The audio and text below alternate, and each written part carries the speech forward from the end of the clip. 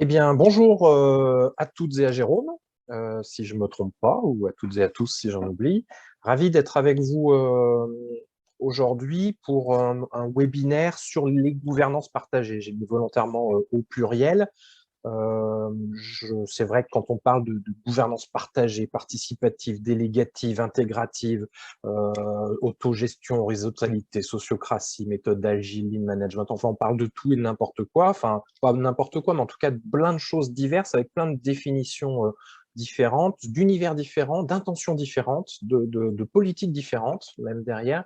Donc ça m'intéressait de décrypter un petit peu ça avec un regard un petit peu analytique, qui, quoi, quand, où, pourquoi, comment. Et puis, après quelques années, je vais vous parler un tout petit peu de moi, à travailler sur ces questions, à vivre ces questions, à faire un petit retour d'expérience. Et puis, c'est un peu mon objectif d'essayer de travailler avec vous sur certaines choses qui sont, je crois, un petit peu des idées reçues ou des fantasmes. Et il y a un effet mode, il y a des fantasmes, il y a des idées reçues, il y a des dangers. Et moi, j'ai rencontré beaucoup de gens qui n'allaient pas bien dans des systèmes où on avait voulu mettre en place de la gouvernance partagée et de l'horizontalité. Et donc, ça m'intéresse de décrypter un petit peu ça. Donc, moi, je m'appelle Joris Darfin. Je suis enseignant dans le second degré depuis une dizaine d'années en détachement ou en dispo dans des systèmes, dans des associations ou des structures d'éducation populaire. J'ai travaillé au CMEA, Scabul, qui est un organisme de formation. Aujourd'hui, je suis formateur facilitateur dans une structure qui s'appelle Agora d'Azibao, où la gouvernance est complètement partagée et horizontale, vu que je suis tout seul.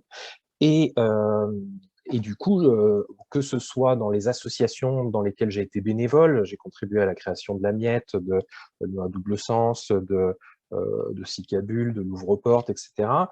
Ces questions finalement de gouvernance, de pouvoir, de partage, d'organisation se sont beaucoup posées. Et puis j'ai accompagné une cinquantaine de structures là, depuis 4-5 ans en formation facilitation, notamment par exemple, je citerai Médecins du Monde, qui est une grosse association avec des centaines de salariés, des centaines de bénévoles, et qui vraiment s'est beaucoup posé des questions sur son organisation, sa gouvernance, etc., avec un retour que je peux vous faire qui est, je trouve, assez illustrant des réflexions qu'il peut y avoir et puis des limites qu'on peut avoir sur ces questions.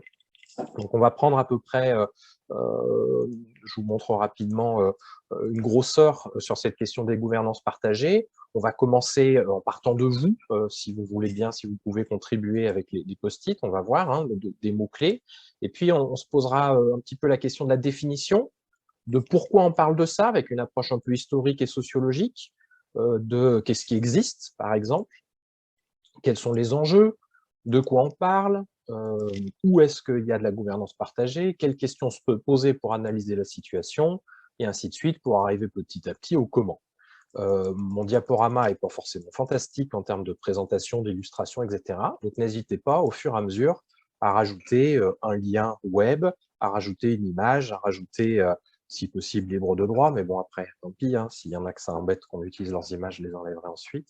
De faire une illustration si vous êtes fort en facilitation graphique. Enfin, n'hésitez pas, si on peut se dire que chacun, chacune se missionne pour illustrer au moins une diapo, apporter un petit peu de couleur et d'image sur chacune des diapos, enfin, au moins une fois sur une diapo, ça peut être pas mal. Donc ça, c'est à peu près le cadre. Euh, et, euh, et voilà, je vais enchaîner. Donc, du coup, je vous posais la question, si vous voulez prendre un petit peu de temps pour créer un post-it, regardez sur Zoom si vous ne connaissez pas trop cet outil. Pour créer un post-it, vous allez dans la colonne de gauche et puis vous cliquez sur Pense bête. Ça vous ouvre un post-it, vous écrivez ce que vous voulez, vous cliquez sur Enregistrer et ça le positionne. Une fois qu'il est positionné, vous pouvez le déplacer, vous pouvez le faire tourner, vous pouvez l'agrandir, etc., comme pas mal d'outils. Donc, on voit que là, en termes d'attente, on a clarifié les définitions, identifié les points d'attention, curiosité, découverte, que dans vos expériences de gouvernance partagée, quelqu'un nous en a fait part à l'oral avec une expérience d'association sans direction, si je ne me trompe pas. Aucune, monde de l'entreprise classique. N'hésitez pas à nous dire quelle entreprise, si vous le voulez, ou dans quel domaine, ou quelle est votre fonction dans l'entreprise. Est-ce que vous êtes cadre, est-ce que vous êtes technicien, technicienne, chef, que sais-je. Certaines qui veulent approfondir leurs connaissances.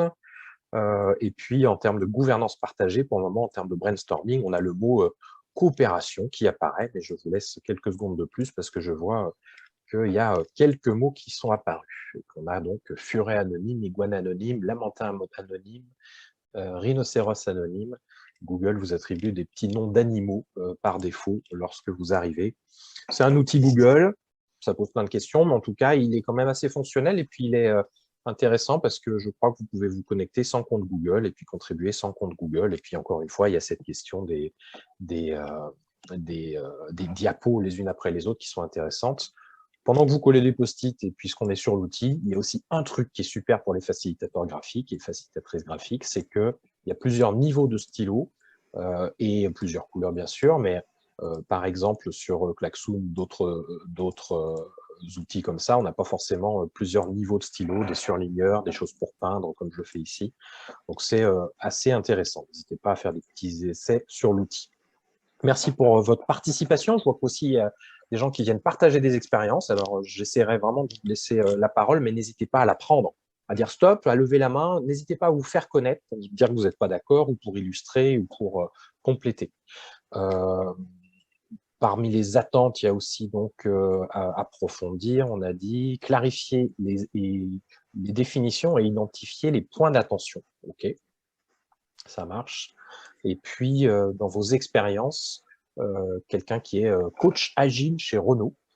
Est-ce que cette personne pourrait nous dire comment elle définit l'agilité? On va essayer au fur et à mesure, quand on attrape un terme comme ça, de le définir en quelques mots. L'agilité, c'est quoi? La personne qui est coach agile. C'est moi, c'est Gonan, je suis facilitatrice et coach agile chez Renault. Donc, je suis dans l'équipe transfo de l'ingénierie véhicule. Donc, il y a 2-3 ans de ça, notre direction a décidé de transformer sa façon de faire des projets véhicules. Et du coup, c'est inspiré de l'agilité parce que c'était développé et bien développé à l'IT chez nous. Moi, l'agile, je définis comme étant un mindset permettant aux gens de prendre du recul, de se poser la question sur leur fonctionnement, sur ce qu'ils font. Et voilà.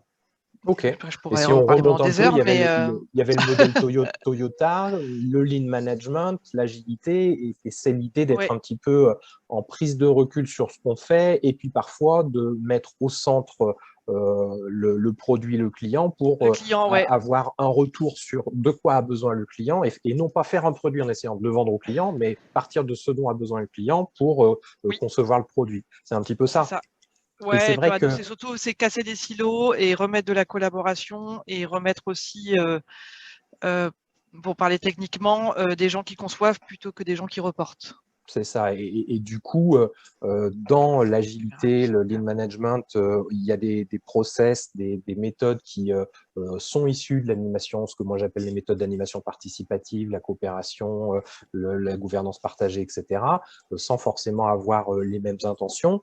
Et ce qui est intéressant aussi, je trouve, c'est que là, si dans le lean management, l'agilité, on va mettre au centre le client et le produit, quand on va travailler sur la gouvernance partagée, on va peut-être plus mettre au centre les gens et de quoi ont besoin les gens et comment on fait évoluer notre organisation pour que ça réponde aux besoins des gens. Donc, il y a peut-être un petit peu ces parallèles qu'on peut faire.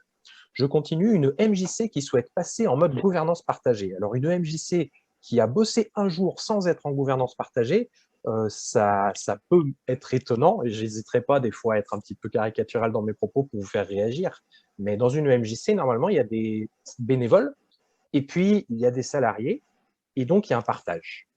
Donc, à partir du moment où il y a de toute façon plus qu'une personne, c'est difficile d'être dans une gouvernance non partagée, en tout cas dans le monde associatif. Et c'est intéressant parce que vous voyez, quand on dit on souhaite passer en mode gouvernance partagée, ça veut dire quoi, mode gouvernance partagée? C'est mettre une étiquette, c'est mettre une norme, c'est poser un calque entre la réalité et la structure pour donner une autre image de la structure. Enfin, c'est vraiment hyper intéressant, je trouve. Merci pour ce post-it parce que toutes les structures qui veulent passer en mode gouvernance partagée, je leur dirai plus tard, mais c'est voir, je ne sais pas ce que fait cette MJC, ce que vous faites, je ne juge pas, mais souvent, ce que je vois sur le terrain, c'est des gens qui partent de l'outil, comme la sociocratie, ou du résultat attendu, une gouvernance plus partagée, en oubliant tout ce qu'il y a avant, contexte, constat, objectif, etc., etc., stratégie. Et souvent, je pense qu'il serait intéressant, avant de se dire, passons en mode gouvernance partagée, de se dire, c'est quoi notre point de départ? et c'est quoi notre objectif. Et de ne pas réfléchir en point d'arrivée, mais plutôt en point de départ et point d'objectif. Donc voilà, création d'un habitat participatif, the place to be pour réfléchir à la question de la gouvernance partagée, et à la fois très piégeux sur cette question. Je ne sais pas si Audrey est avec nous aujourd'hui, Audrey Giquel, qui travaille sur ces questions et qui a une vidéo notamment sur la notion d'engagement un petit peu hétérogène, asymétrique, et comment est-ce que, quand on n'a pas tous les mêmes compétences, les mêmes envies, le même temps à donner, on arrive à quand même être sur quelque chose qui soit du partage. Alors, c'est pas égal, c'est équitable, mais je vous invite à aller voir sa vidéo qui est très bien faite. Voilà, diverses associations, coordinatrices dans une association qui s'essaye à la gouvernance horizontale. Donc, vous voyez encore une autre utilisation du vocabulaire.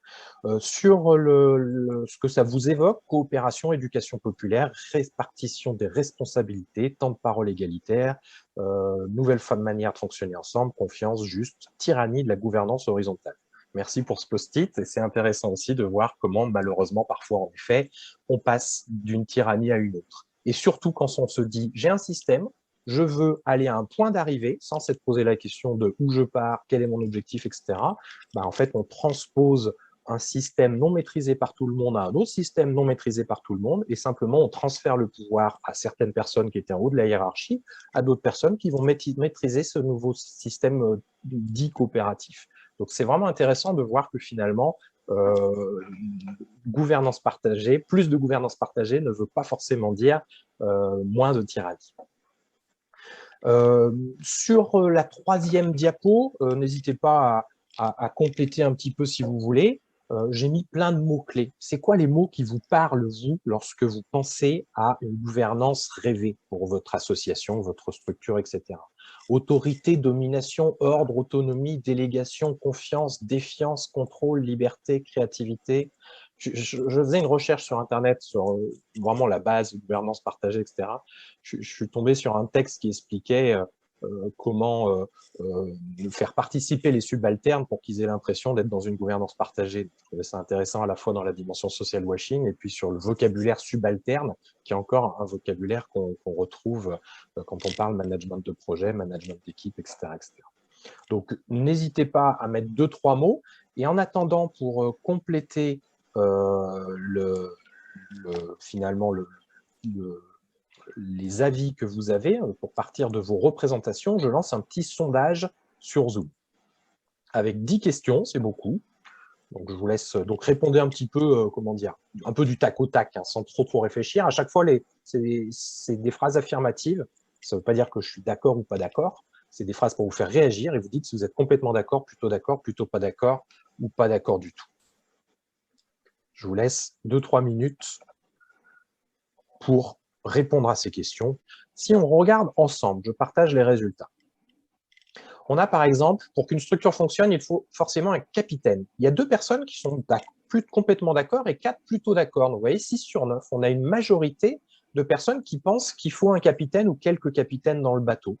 Il y a des personnes qui pensent plutôt non. Alors, n'hésitez pas à réagir à l'oral, mais souvent, les personnes qui pensent plutôt non, elles se disent qu'on peut peut-être être tous capitaines, qu'il n'y a pas de responsabilité spécifique qui va émerger. Et puis d'autres qui se disent, le capitaine, ça ne veut pas dire autoritaire, ça ne veut pas dire tyran, mais c'est qu'il y a un moment, il y a des fonctions, il y a des responsabilités qui d'ailleurs peut-être peuvent tourner, qui peuvent être mises en question, qui ne sont pas imposées par la force, mais qui existent. Donc je pense qu'il y a un petit peu ces 2 avis qui peuvent coexister. Il n'y a pas de bonne réponse et de mauvaise réponse. Hein.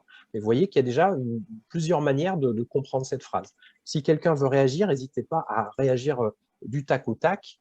Et puis, n'hésitez pas à laisser les micros allumés d'ailleurs. Hein. Il y a des bons filtres maintenant passe-bas pour filtrer le bruit de fond, il n'y a pas trop de soucis. Sur la deuxième question, gouvernance partagée, ça veut dire que tout le monde a la possibilité de décider de tout le temps. Là, on a quand même 2 personnes plutôt d'accord, les autres pas d'accord. Et ça, c'est intéressant parce que dans des structures comme Médecins du Monde, moi, c'est quelque chose que j'ai rencontré. L'espoir ou la croyance par certaines personnes qui a la possibilité, parce qu'il y a une aspiration à une horizontalité très poussée, à décider de tout le temps. Et du coup, il y a plusieurs manières de voir ça. Il y a des gens qui veulent pouvoir décider de tout le temps, et puis des gens qui le subissent au quotidien aussi, puis des gens qui ne sont pas d'accord forcément avec ça. Mais je pense notamment à des salariés qui ont pour mission de réaliser qui ont dans leur fiche de poste comment dire, la demande de réaliser des missions dans un temps défini. Et des fois, ils disent, bah, là, lorsque une université me sollicite, je dois donner une réponse en 3 jours, mais mon conseil d'administration, où chacun veut donner son avis avant qu'on prenne la décision, ils mettent 3 semaines à me répondre.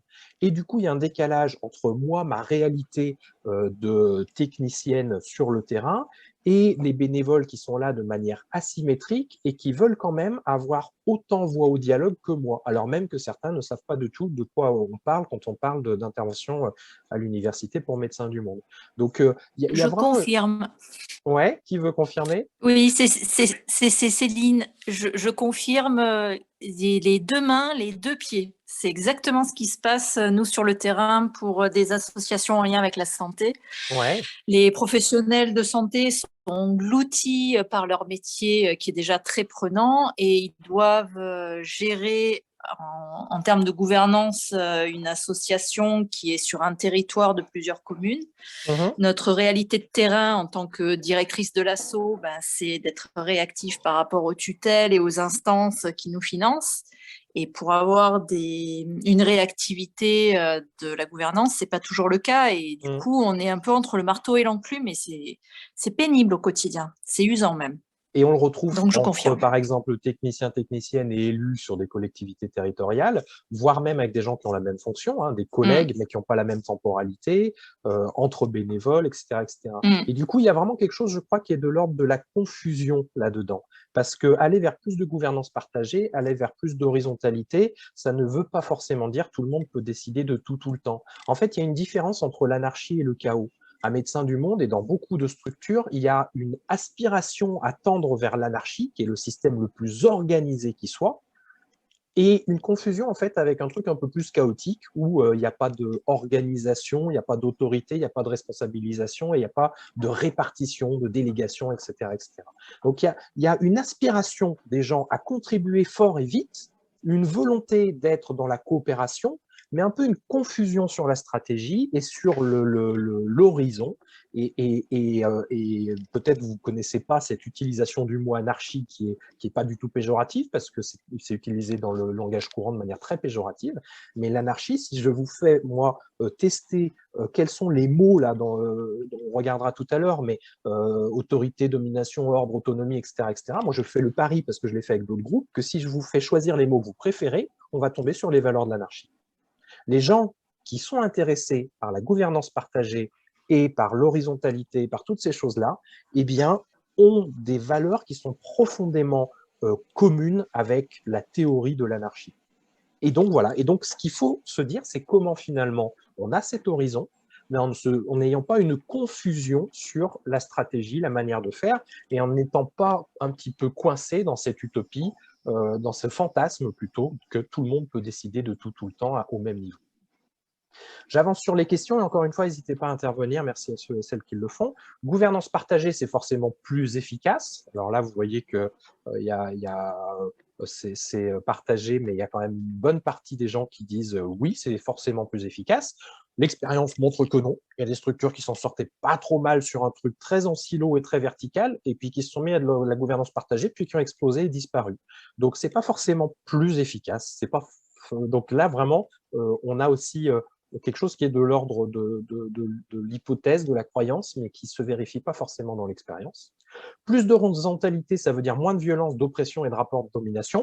Alors, ça dépend entre la théorie et la pratique. Il y a des gens une personne qui est complètement d'accord, d'autres plutôt pas d'accord. Vous voyez que vous avez différentes expériences et compréhensions de ça.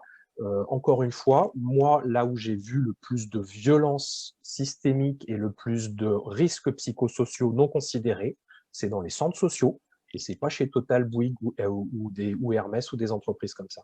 Donc, je pense que des structures d'économie sociale et solidaire qui croient et qui veulent mettre en place des choses qui sont de l'ordre de l'horizontalité, de la gouvernance partagée, sont pas forcément exemples de violence. Est-ce que quelqu'un veut réagir là-dessus? Ça vous choque? Ça vous conforte?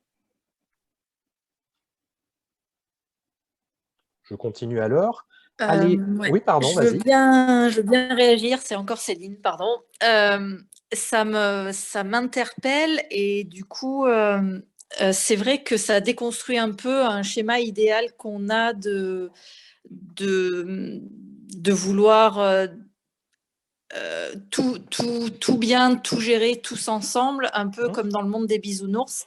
Et en fait, la dernière fois, j'ai assisté à la visio avec l'autorité que vous avez faite, et ça m'a vraiment bousculé dans ce que je pensais vraiment mal. L'autorité, pour moi, c'était mal, c'était les Satan qui faisait de l'autorité, et en fait non, en fait ça structure l'autorité, et c'est pas un gros mot. Et j'ai l'impression que la gouvernance partagée, sous prétexte d'un idéal où tout le monde il est beau, tout le monde il est gentil, et ben en fait c'est le chaos effectivement.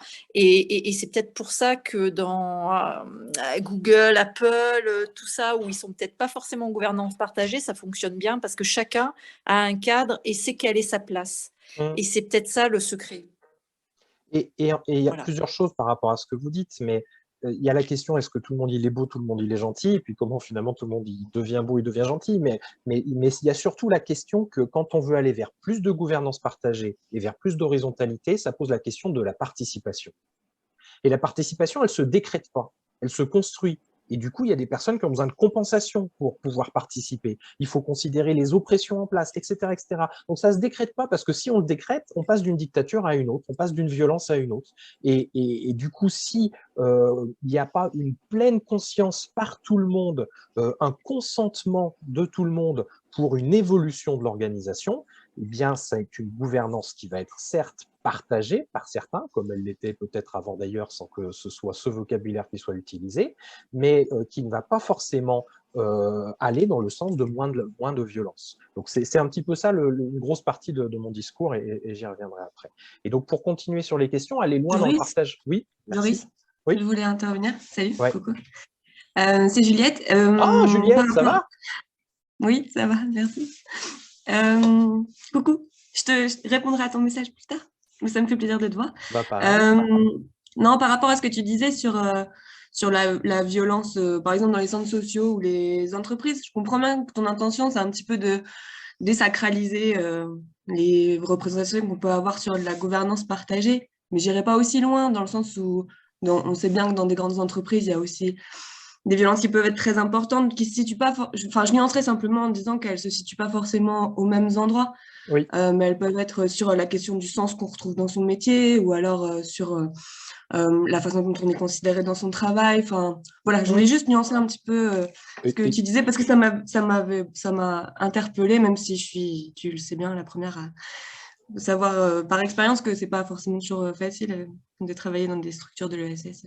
Ouais, carrément. Et je nuancerai après, mais merci de le faire. Et tu parles du sens, et je trouve intéressant aussi parce que c'est vrai que quand on va bosser dans l'économie sociale et solidaire, on a une recherche de sens et une volonté d'alignement entre les valeurs qu'on a et le fonctionnement qu'on voudrait qu'il y ait, et la contribution qu'on veut pouvoir apporter, et l'équité qu'on veut voir apparaître, etc., etc.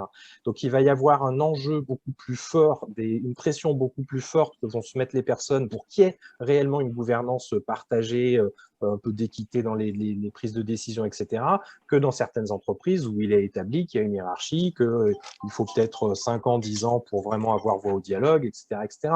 Et du coup, c'est vrai que les gens ne viennent pas avec la même intention, ne viennent pas avec les mêmes objectifs en termes de contribution. Et donc, les violences ne s'exercent pas de la même manière. Si je continue, aller loin dans le partage de la gouvernance. Moi, je voulais dire, c'est justement une raison pour laquelle je suis ici. C'est que j'ai été dans beaucoup d'associations avec une volonté de gouvernance partagée. Ouais. J'ai vu aussi plusieurs projets d'habitat participatif.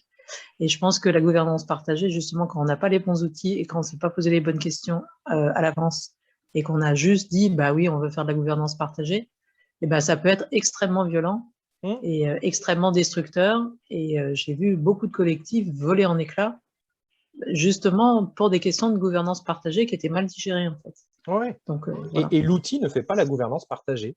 dans une structure où quelqu'un se réveille un matin en revenant d'une formation en disant « Bon, c'est super les copains, les copines, on va tout faire par gestion, par consentement et on va mettre en place la sociocratie telle que l'université du NUM l'a enseignée », je pense que c'est une connerie parce que l'outil ne fait pas la gouvernance partagée. Il y a plein d'autres étapes avant de se dire « Tiens, est-ce qu'à ce moment-là, pour nous, avec ce cadrage-là, on va prendre tel outil en le mettant à notre sauce ». Mais si on essaye de prendre un outil ou un modèle et puis de se dire bah, pour nous, tout sera holacratie ou tout sera sociocratie ou tout sera gestion par consentement, c'est difficile parce que ça n'est pas forcément adapté au contexte, etc., etc.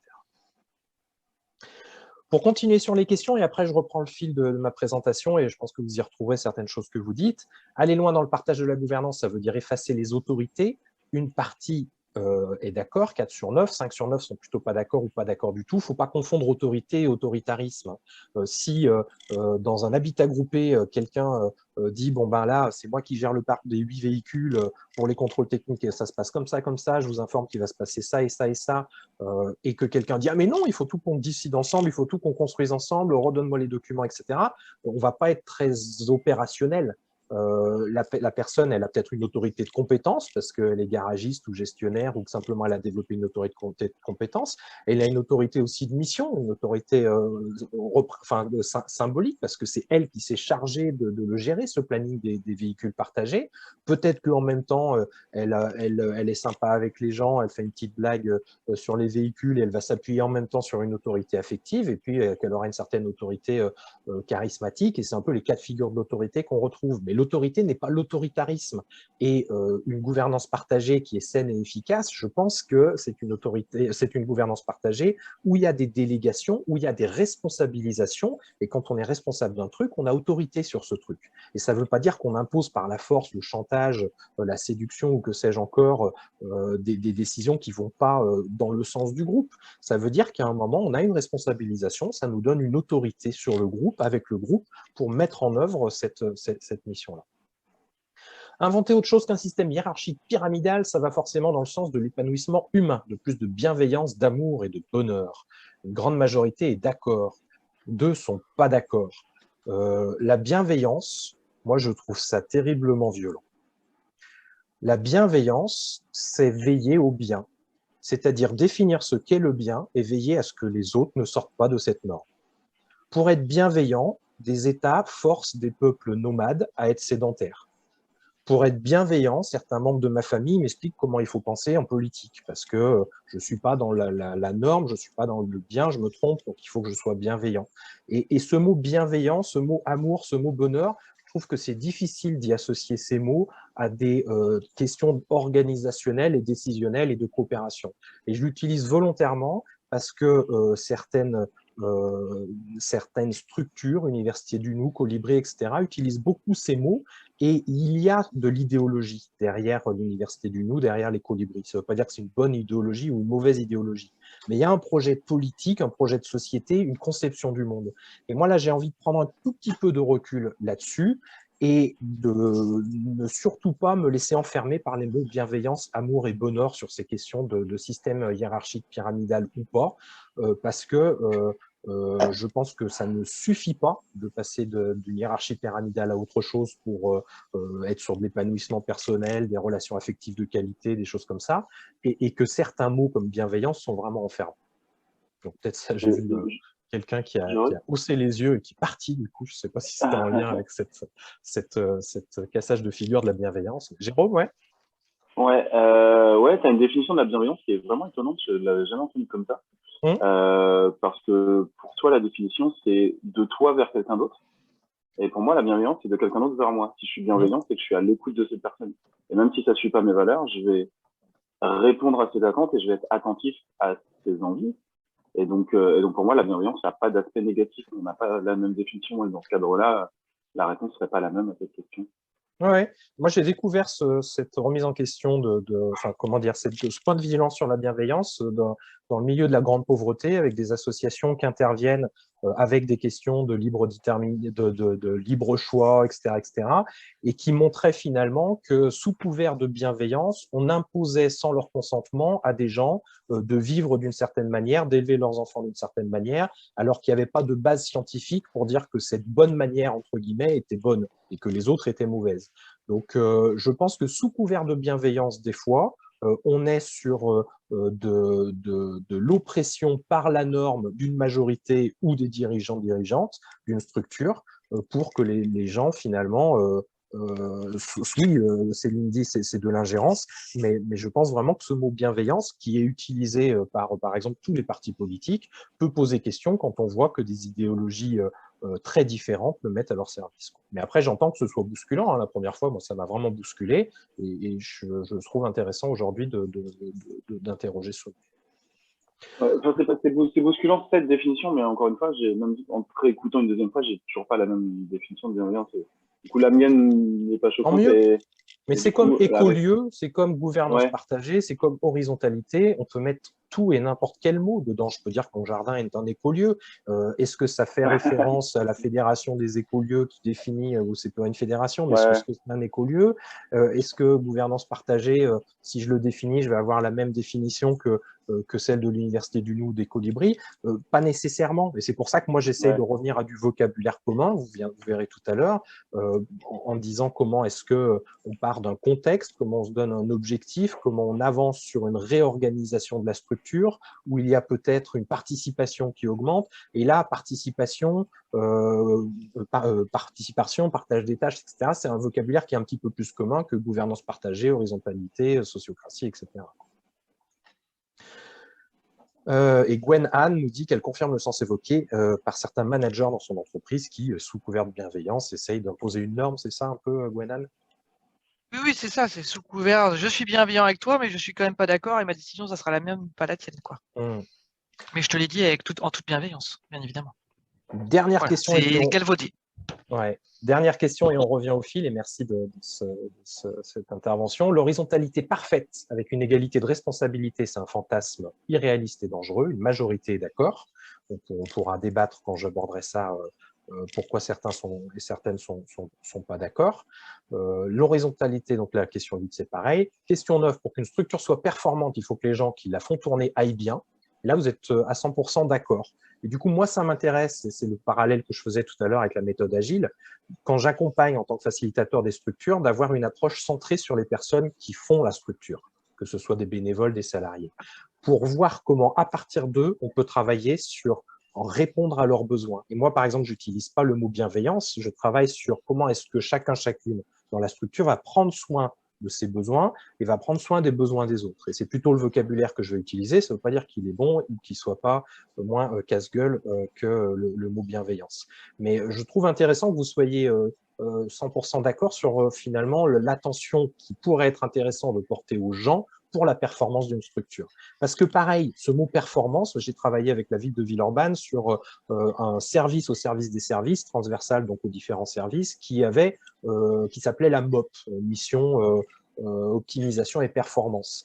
Et tout le monde était flippé parce qu'ils se disaient ils vont faire du plan social en essayant de faire mieux pour moins cher avec moins de gens. Et 6 mois de travail de pédagogie, ça a été juste de dire non, mais la performance, c'est déjà faire en sorte que vous y alliez bien, qu'on réponde à vos besoins, qu'on ait un système où il n'y ait pas trop de turnover, qu'on soit un petit peu plus à l'écoute, efficient, etc., etc. Et la performance, ça ne veut pas dire la rentabilité économique. Donc, dans la même phrase, se dire une structure est performante si les gens vont bien, je trouve que c'est assez intéressant par rapport à ça. Dernière question, et aller vers des gouvernances plus partagées et plus d'horizontalité, ça permet de mieux répondre aux besoins des gens et donc d'avoir moins de risques psychosociaux, plus d'engagement et moins de turnover. Ça ne fait pas débat, c'est tous et toutes ce que vous dites.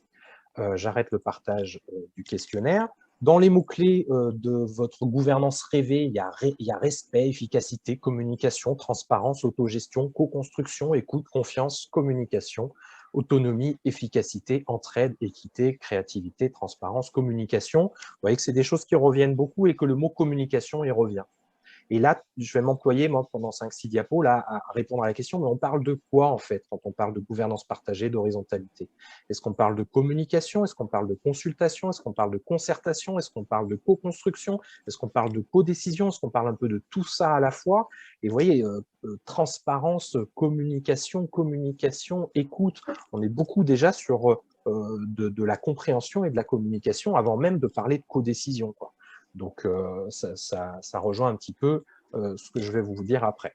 Je vais choquer du monde, mais pour moi, cette illustration est un bon exemple de gouvernance partagée. La gouvernance, elle est bien partagée. Il y a des gens qui gouvernent, des gens qui trompent, des gens qui fusillent, des gens qui se nourrissent sur le dos des travailleurs et travailleuses laborieux et laborieuses, et des gens qui sont tout en bas de la pyramide et puis qui la tiennent sur leurs épaules. Je trouve, une illustration de partage qui n'est pas équitable, qui pose question sur la justice sociale, etc., mais c'est, selon moi, une gouvernance bien partagée. Et donc, si on regarde un peu les définitions qu'on peut trouver sur Internet, sur Wikipédia, le terme générique de gouvernance partagée regroupe plusieurs modes d'organisation. Donc là, gouvernance partagée égale organisation, visant à réduire ou supprimer la concentration des pouvoirs entre les mains d'un petit nombre. On pourrait se dire que ça ne va pas dans la définition que je viens de faire, l'illustration que je viens de faire en tout cas. Avise.org, qui est un site où il y a des ressources, je ne sais pas exactement ce qu'il vaut, j'ai fait un peu vite cette recherche de définition, qui dit ça repose sur la volonté de privilégier les relations de coopération au sein de l'organisation et le souhait de développer l'autonomie des membres. Donc, vous voyez qu'on est dans un environnement, quand on parle surtout dans le domaine de l'économie sociale et solidaire, de l'entreprise libérée, etc., on retrouve les idées de faire évoluer l'organisation, de répartir les pouvoirs pour qu'ils ne soient pas trop concentrés, de sortir de la hiérarchie, de sortir du silo et d'avoir un peu plus de coopération. Ça ne fait pas tout, parce qu'on l'a dit, il peut rester de la violence, il peut rester des gens qui ne vont pas bien. Et donc, moi, mon intérêt en tant que facilitateur, c'est quand j'accompagne une structure, d'analyser la structure, de voir pourquoi les gens vont bien, pourquoi ils ne vont pas bien, qu'est-ce qu'ils font qu'ils ne vont pas bien, et comment faire évoluer l'organisation, et en général vers un peu plus de gouvernance partagée et un peu plus d'horizontalité, mais pas forcément, pas toujours, pour que les gens ils aillent mieux et que la structure elle soit plus performante.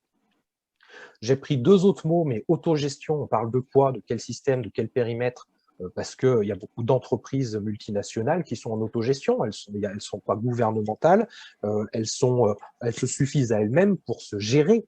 Donc, un centre social, est-ce qu'il est en autogestion lorsqu'il y a un directeur, une directrice, un conseil d'administration? Est-ce qu'on peut considérer qu'il est en autogestion parce qu'il n'est pas sous tutelle de l'État ou de ses financeurs ou de la collectivité? Ou alors, est-ce qu'il faut que l'autogestion, ce soit uniquement quelque chose où tout le monde décide de tout? Enfin, vous voyez qu'autogestion, ça ne veut pas forcément dire grand-chose. Et puis, horizontalité, pareil, c'est quoi, hein? Jusqu'où? Est-ce que c'est une utopie? Est-ce que c'est un modèle? On a, avec SICABUL, qui était donc une association de préfiguration d'une SIC, qui ne s'est finalement jamais transformée en SIC pour plein de raisons. La SIC, c'est la Société coopérative d'intérêt collectif, j'y reviendrai sur la structuration juridique. On a testé plusieurs choses. On a testé l'indice unique de salaire, ce qui veut dire qu'on ne sait pas tous le même nombre d'heures, donc on n'était pas tous payés de la même manière, mais on avait tous le même salaire horaire, entre guillemets.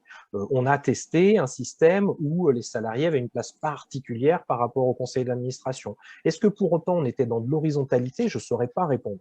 Et avec SICABUL, on a monté un collectif sur la gouvernance partagée, l'autogestion et l'horizontalité avec une 50aine de structures. Il y avait l'Université du Nou, il y avait le Pavé, il y avait tout un tas de structures associations, voire il y avait des membres de collectivités, des membres de la CRES, des entreprises privées non dans le domaine du concurrentiel, qui se sont regroupées et qui pratiquent, selon elles, l'autogestion, l'horizontalité, la gouvernance partagée. On n'est jamais arrivé à faire une définition commune, et au bout de 2 ou 3 séances, on a dit stop, on arrête avec les définitions, on va simplement essayer de partager des expériences et de se poser plutôt des questions de problématiques du style quid du salaire, quid de la communication dans une entreprise ou une structure qui veut aller vers plus de gouvernance partagée, d'horizontalité, etc., etc. Mais quand on a créé ce collectif, on s'est dit on va arriver à faire une définition. Et on n'y est pas arrivé, et on était tous dans l'idée d'aller vers plus de partage de la gouvernance, vers plus d'horizontalité, sans arriver vraiment à définir ce terme-là. Et donc, si on remonte un petit peu, pourquoi on parle de ça? On parle de ça parce qu'on a une société qui évolue. Et au sein de cette société, des associations, des entreprises qui évoluent. Je ne suis pas sociologue, je ne suis pas historien du militantisme, donc je vais être précautionneux, mais quand même, je vous encourage à lire le bouquin qui s'appelle « La mort du militantisme » ou « La fin du militantisme » de Jacques Ion, I-O-N, si ça vous intéresse, qui parle, lui, du militantisme post-it, et qui dit, avant, dans les années 70-80, quand on était dans une association, quand on était dans une entreprise, on s'engageait pour 20, 30, 40 ans. Les personnes qui étaient au conseil d'administration de l'association Médecins du Monde il y a 20 ou 30 ans, y étaient pour un grand nombre d'années. Et là, avec Médecins du Monde, justement, on avait mesuré la durée la durée d'engagement dans un conseil d'administration régional pour Médecins du Monde, c'était entre 1 an et demi et 2 ans et demi. Et donc, Jacques Ion parle de militantisme post-it, où je viens avec mon post-it, je m'accroche à une association, une entreprise, quelque chose, une cause, et assez vite, je peux passer d'un parti politique à Attac ou à Greenpeace, à devenir salarié d'une association, devenir bénévole d'une association qui fait la même chose, etc., etc. Donc, les gens ont une mobilité plus importante, et quand ils arrivent, ils veulent avoir plus voix au dialogue, plus vite, plus fort. Donc, ils veulent contribuer plus rapidement à la gouvernance de la structure dans laquelle ils sont, donner plus leur avis.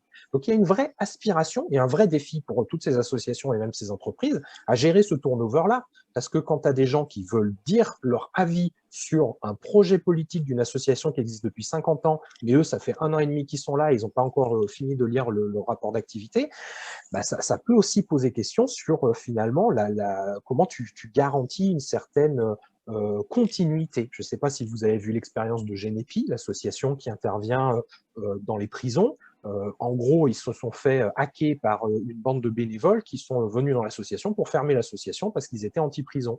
Et donc, c'est intéressant, la gouvernance partagée, mais ça peut poser la question aussi de la durabilité, de la préservation du projet et de la structure dans lequel on est. C'est une hypothèse que je fais. Oui, pardon, vas-y. Ça arrivé en retard. Est-ce que tu peux me donner le lien du board dans lequel vous travaillez? Oui, ça marche, je fais ça. Merci, Jaurès. Pas de quoi. Une autre hypothèse que je fais, que d'autres font, c'est qu'avec l'évolution des nouvelles technologies et finalement des réseaux sociaux qui sont très ouverts, où c'est plus forcément l'information qui vient à moi, mais moi qui vais à l'information, ça peut nous amener à plus de coopération. C'est des psychanalystes, des psychiatres qui font l'hypothèse que la génération qui est née avec un smartphone dans les mains a une autre représentation mentale et d'autres réflexes à la coopération que ceux qui n'ont pas eu cette expérience-là. Un constat de difficulté, voire d'échec de notre société. Il y a quand même beaucoup de gens qui ne trouvent plus beaucoup de sens à notre société capitaliste. Enfin, je n'ai pas le vocabulaire qui me vient tout seul là, mais vous voyez à quoi je veux faire référence. Et puis peut-être aussi une hypothèse qui est beaucoup dans les sciences de l'éducation, que l'éducation a évolué. Alors, elle n'est pas parfaite dans ma définition de la perfection, mais qu'il y a quand même une certaine éducation à l'esprit critique, que le paramétrage entre guillemets des enfants par l'Église, par les parents, par le syndicat, etc., existe moins, et que certains enfants vont aller construire un esprit critique à l'école où ils vont avoir accès, parfois, je le souhaite, à plusieurs sons de cloche. Et que du coup, ce développement de l'esprit critique fait que quand on est dans une structure, on a tendance un petit peu à se questionner sur le fonctionnement de cette structure, sur la place qu'on a dans cette structure, sur comment est-ce qu'on peut contribuer, etc. Peut-être que vous n'êtes pas d'accord avec cette hypothèse, et il faudrait approfondir. Et puis, donc, ça va un petit peu dans le sens de ça. On peut faire l'hypothèse aussi qu'il y a moins de reproduction sociale, moins de conditionnement, plus de droits. Il y en a beaucoup plus. Mais il y a 60 ans, les femmes, elles n'avaient pas le droit de voter. Dans les grandes entreprises et dans les grandes associations, il y avait très peu de femmes dans les conseils d'administration. Il y en a encore honteusement peu, et je ne sais pas si c'est 1 ou 2 sur les 40 entreprises du CAC 40 qui sont des femmes parmi les chefs d'entreprise. Mais il y a, même si c'est encore très très présent, et notamment en France, certains verrous de conditionnement sociaux, de reproduction sociale, qui ont un peu sauté. Et peut-être que je fais sauter de leur chaise certaines en disant ça. Et en même temps, il y a aussi une donnée, et notamment par rapport à ces gouvernances partagées et à l'amour et la bienveillance que ça peut nous apporter, une information diluée dans un flot ingérable, avec de nouveaux médias et de nouveaux contenus qui parfois s'éloignent un peu des fondements scientifiques. C'est-à-dire que c'est comme dans les groupes Facebook, et je fous parfois un peu la merde moi, dans certains groupes Facebook, et voilà, je fais comme je peux des fois aussi, mais il y a plein d'influences dans les groupes Facebook, dans les médias, il y a plein d'idéologies, et il y a des personnes qui ont une vision assez précise de ce que devrait être la société, et qui vont utiliser les leviers de ce qu'elles appellent la gouvernance partagée, la coopération, la facilitation, l'économie sociale et solidaire, etc., pour arriver à leur fin en termes d'idéologie. Et donc, beaucoup de gens produisent beaucoup de médias aujourd'hui, on est inondé par ça, et si vous prenez 1 heure pour faire une recherche sur, par exemple, la coopération, eh bien, vous allez tomber sur tout et n'importe quoi. Donc, c'est parfois difficile un petit peu de faire le tri de ça. Donc, si je me résume, une société qui évolue, des gens qui évoluent, cette mobilité plus importante avec cette volonté de prendre part à la discussion, à la critique, à la construction qui vient plus vite et plus forte lorsque les gens s'engagent, fait qu'on en vient à parler de cette gouvernance partagée, de cette horizontalité. Qu'est-ce qui existe? On en a parlé un peu rapidement, hein, mais des entreprises qui, par exemple, font des missions tournantes. Je pense, par exemple, aux copains qui font de la Biéristan et la structure autour qui s'appelle comment, je ne sais plus. Eux, ils tournent tous les 6 mois. Donc, par exemple, tu fais le service au bar et tu es comptable. Et puis, 6 mois après, tu peux passer, par exemple, comptable et chargé de com, et puis chargé de com et au resto. Et ça rejoint l'expérimentation qui a été faite dans un habitat groupé dont est tirée une BD qui s'appelle la BD La Communauté. Et au début, ils ont dit personne ne doit se spécialiser, toutes les missions doivent être tournantes. Et ils en sont un peu revenus parce que quand c'était Jean-Louis qui faisait les pâtes, elles étaient vraiment pas bonnes. Et quand c'était Robert qui faisait le crépi sur la maison, il se cassait la figure au bout d'une semaine. Donc, ils en sont revenus dans cette idée de tout le monde doit faire tout en restant, comme c'est le cas au Biéristan, par exemple, tel que c'était le cas il y a encore 2 ou 3 ans, dans une idée de non-spécialisation. C'est-à-dire je n'ai pas une unique spécialisation et je peux tourner sur les missions de manière finalement à ne pas avoir des fiches de poste trop fixes qui rigidifient la structure et qui va faire que on va avoir une hiérarchie qui peut peut-être se mettre en place en fonction de ces missions. Il peut y avoir aussi des responsabilités tournantes dans les scopes, dans les cycles, dans les coopératives. On élit le responsable, la responsable pour 1 an. Et ça dépend des statuts, hein, mais au-delà de la mission que j'ai, je suis par exemple comptable, que sais-je, eh bien, je peux avoir une responsabilité en plus par rapport à la structure, par rapport à l'équipe qui peut tourner. Un indice de salaire unique, je vous en parlais, des méthodes d'animation participative pour les temps de concertation, de co-construction, de co-décision, en pensant l'équité de participation et avec tout ce que cela nécessite. Encore une fois, ce n'est pas tout de dire on fait une assemblée générale populaire chaque semaine, ça dure 2 heures, vous venez, on discute de tout et on décide de tout ensemble. C'est pas tout de le dire parce que ça ne marche pas forcément comme ça. S'il y a quelqu'un qui ne comprend pas 1 mot sur 3 du vocabulaire technique qui est employé, il va être présent, mais il va pas être participant de manière équitable, au même niveau d'équité que les personnes qui ont pensé le truc, qui ont préparé la réunion, qui l'animent et qui utilisent la fameuse technique des 6 chapeaux de Bono dont les autres n'ont jamais entendu parler. Donc, c'est bien les méthodes, c'est bien les outils, mais l'outil ne fait pas, encore une fois, la gouvernance partagée. Il y a une vraie réflexion sur l'équité de participation. Et donc aussi des nouvelles manières de penser des réunions, les temps collectifs en présentiel ou en distance, en simultané ou différé. Et ça, c'est chouette aussi, parce que ça me fait penser un peu au bouquin de Howard Gardner, là, je ne sais pas si je l'ai sous la main, sur les intelligences multiples. Tout le monde n'a pas la même attention visuelle, la même attention auditive. Tout le monde n'est pas capable de prendre la parole à l'oral en même temps, de la même manière, etc., etc. Tout le monde n'est pas à l'aise avec l'ordinateur de la même manière, etc., etc. Alors, on peut former les gens, mais il y a des gens, ils seront toujours plus à l'aise à l'écrit qu'à l'oral. Donc, si de temps en temps, le temps de co-construction et de co-décision, il se fait à l'oral avec des pouces levés, etc., et puis de temps en temps, c'est un vote anonyme avec des gommettes sur un outil comme Padlet, et puis de temps en temps, c'est une gestion par consentement qui se fait en visio, etc., etc., ben, on va permettre à chacun, chacune d'être plus à l'aise à un moment ou à un autre, avec une méthode ou une autre, et de finalement remettre un petit peu d'équité dans la participation. Donc voilà, ça c'est pour vous donner quelques exemples de ce qui existe. Ça m'intéresse aussi de parler des enjeux. Pourquoi finalement c'est un enjeu aussi fort, cette question des gouvernances partagées? Parce que c'est un enjeu d'image pour les structures, donc en responsabilité sociale des entreprises, parfois de cohérence dans la militance. On est une association qui défend les droits, et par contre, en interne, on défonce les droits de nos salariés. On n'est pas très cohérent, on va peut-être accepter que nos salariés soient adhérents de notre association et aient le droit de vote à l'Assemblée générale. Tiens, on va révolutionner ça. Donc, il y a vraiment une question de cohérence militante, et parfois, malheureusement, de social washing, et notamment de social washing des élus et des villes. Hein. Je ne vous dirai pas quelle ville, mais je me souviens d'une chef de service qui m'a fait animer 5-6 concertations publiques, et au bout de 2 ans, elle me dit, vous savez, M. Darphin, je n'ai pas souvenir d'une seule concertation publique qui n'aille pas dans le sens de la politique publique envisagée par avance, qui ait influencé la politique publique. Donc, en gros, dans cette ville, les concertations publiques, c'était du social washing. On faisait croire aux gens qui pouvaient participer à la construction de la politique publique, mais dès que ça n'allait pas dans le sens de ce qu'avaient pensé les élus, ben, on mettait ça sous le tapis. Hashtag Convention citoyenne. C'est aussi un enjeu technique et financier pour plus de performance. On a parlé de ce mot performance tout à l'heure.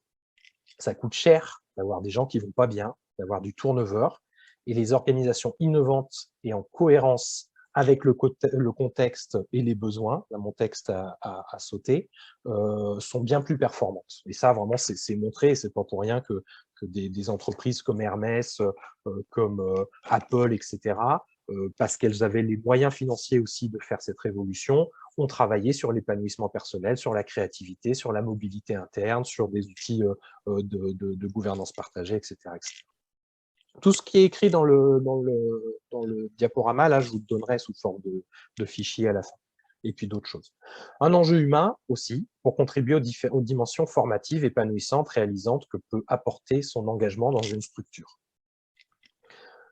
Lorsqu'on intervient en facilitation, je trouve que c'est intéressant de poser la question des enjeux. Moi, je suis intervenu dans une structure, par exemple une crèche, qui disait on veut aller vers plus de gouvernance partagée. Je leur ai dit, attends, c'est quoi vos enjeux? Et c'est quoi les enjeux des salariés? Pourquoi vous le faites? Est-ce que c'est par rapport à votre financeur? Est-ce que c'est pour retrouver votre place dans la structure? Est-ce que c'est une question d'organisation pour que ce soit plus réparti les tâches, etc., etc. Et de clarifier le travail sur les enjeux individuels, collectifs et institutionnels, ça permet déjà d'avoir un point de départ et de ne pas avoir uniquement l'idée de gouvernance partagée, je vais la mettre en œuvre, sans comprendre où on la met en œuvre et pourquoi. Quand je fais des petites pauses, c'est aussi pour que vous puissiez, si vous avez besoin, lever la main, etc. Donc, de quoi on parle? Moi, quand je parle de gouvernance partagée, d'horizontalité, je parle de repenser l'organisation et notamment la gouvernance, et donc la participation. Donc, j'aime bien parler des niveaux de participation. Et notamment, moi, j'ai appris à m'intéresser au niveau de participation avec ce qu'on appelle l'échelle de la participation, de la participation de Sherry Arnstein. C'est pour les enfants, mais je trouve ça intéressant d'avoir l'exemple avec des enfants parce que ça permet de se décentrer un petit peu de notre engagement dans des associations, de notre boulot dans des entreprises, etc., etc. Quand un prof, un animateur, une animatrice fait un projet avec des enfants, on peut imaginer plusieurs niveaux de participation. Si vous dites à l'enfant, j'ai écrit un super message pour défendre la société, l'enfant ne sait pas lire, que vous mettez le panneau dans les mains de l'enfant et que vous allez le faire manifester dehors, ça s'appelle de la manipulation. C'est le niveau 0 de la participation. Si vous lui demandez de choisir la couleur du panneau, on est dans un niveau de décoration. Si vous lui dites, bon allez, c'est toi qui écris le message et puis tu peux mettre un point d'exclamation à la fin si tu as envie. On est sur de la politique de pure forme, on est sur de la non-participation en gros.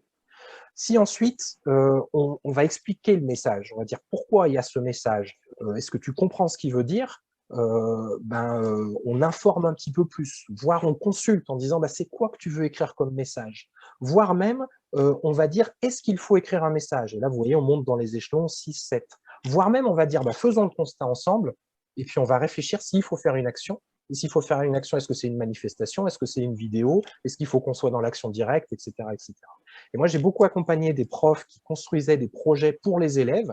Ils me disaient, c'est super, je fais participer les élèves. Et quand on faisait passer ça à la moulinette de cette échelle de Sherry Arnstein, souvent, ils se rendaient compte qu'ils étaient sur du 1, 2, 3, voire 4, alors qu'ils pensaient être super haut.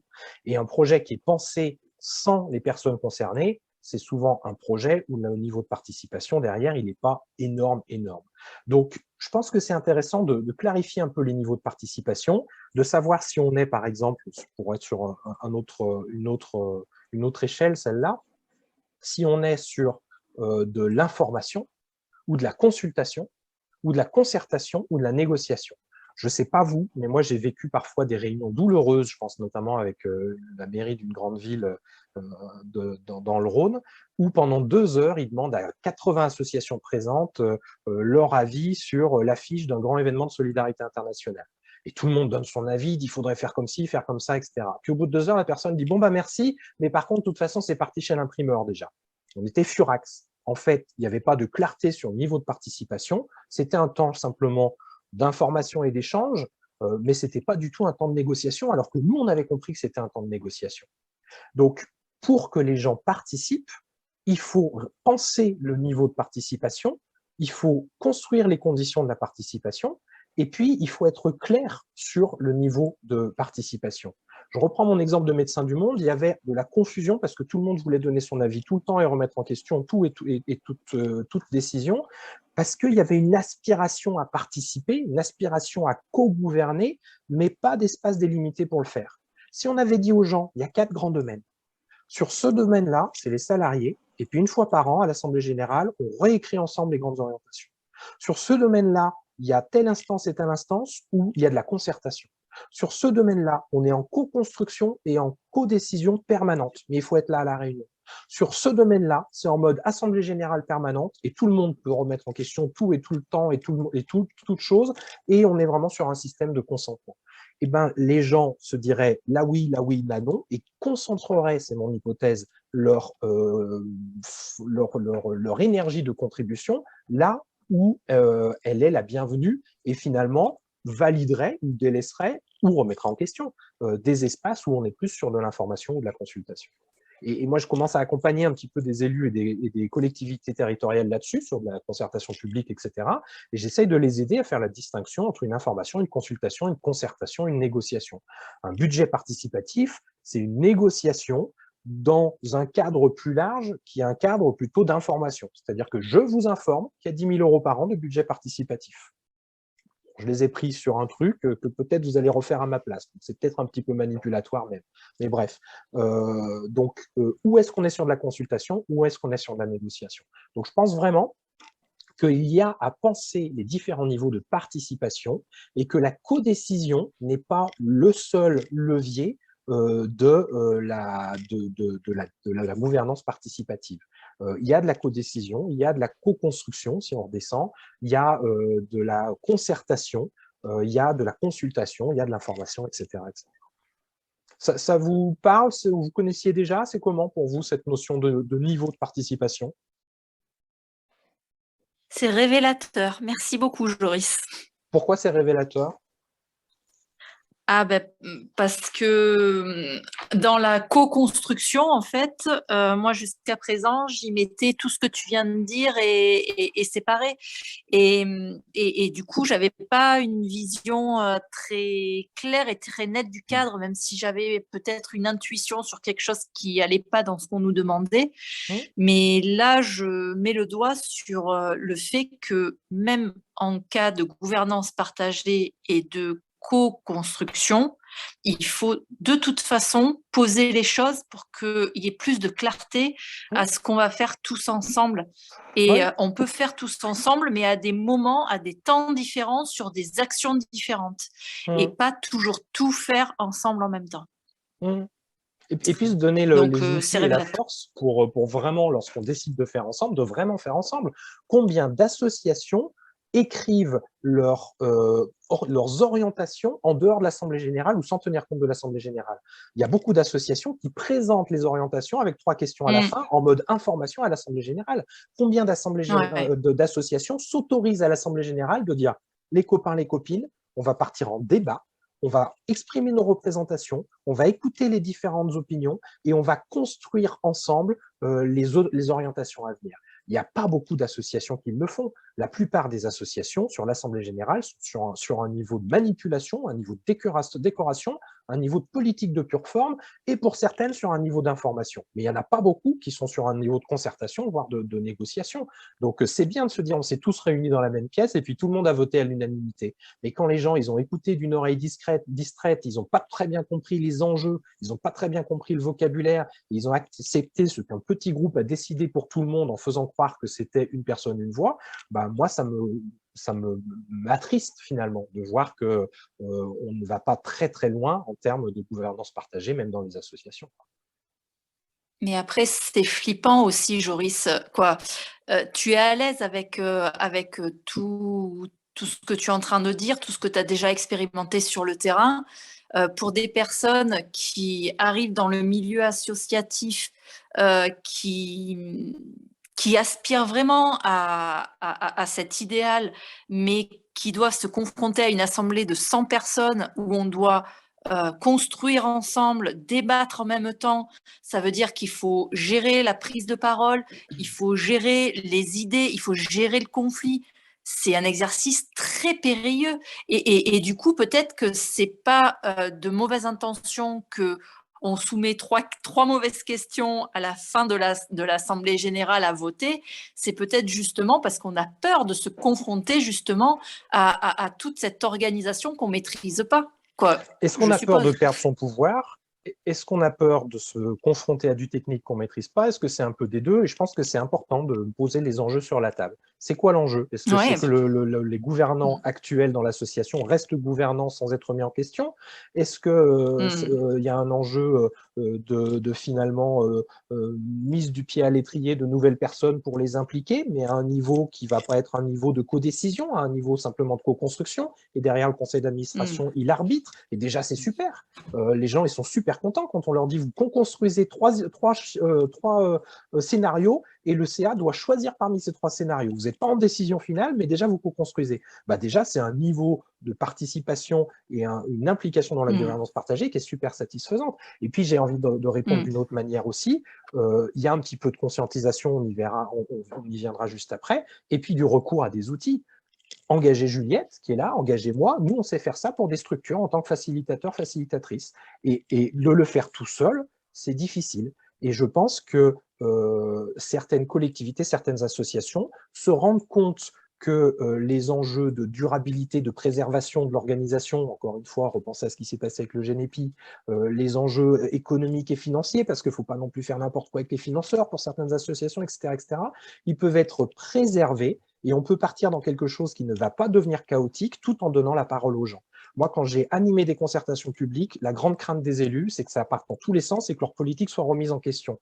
Et je pense qu'on peut, avec des méthodes d'animation participative qui sont respectueuses des gens, qui sont de l'ordre de la clarté sur le niveau de participation, etc., etc., avoir quelque chose qui est tout à fait maîtrisé et qui ce soit une première étape.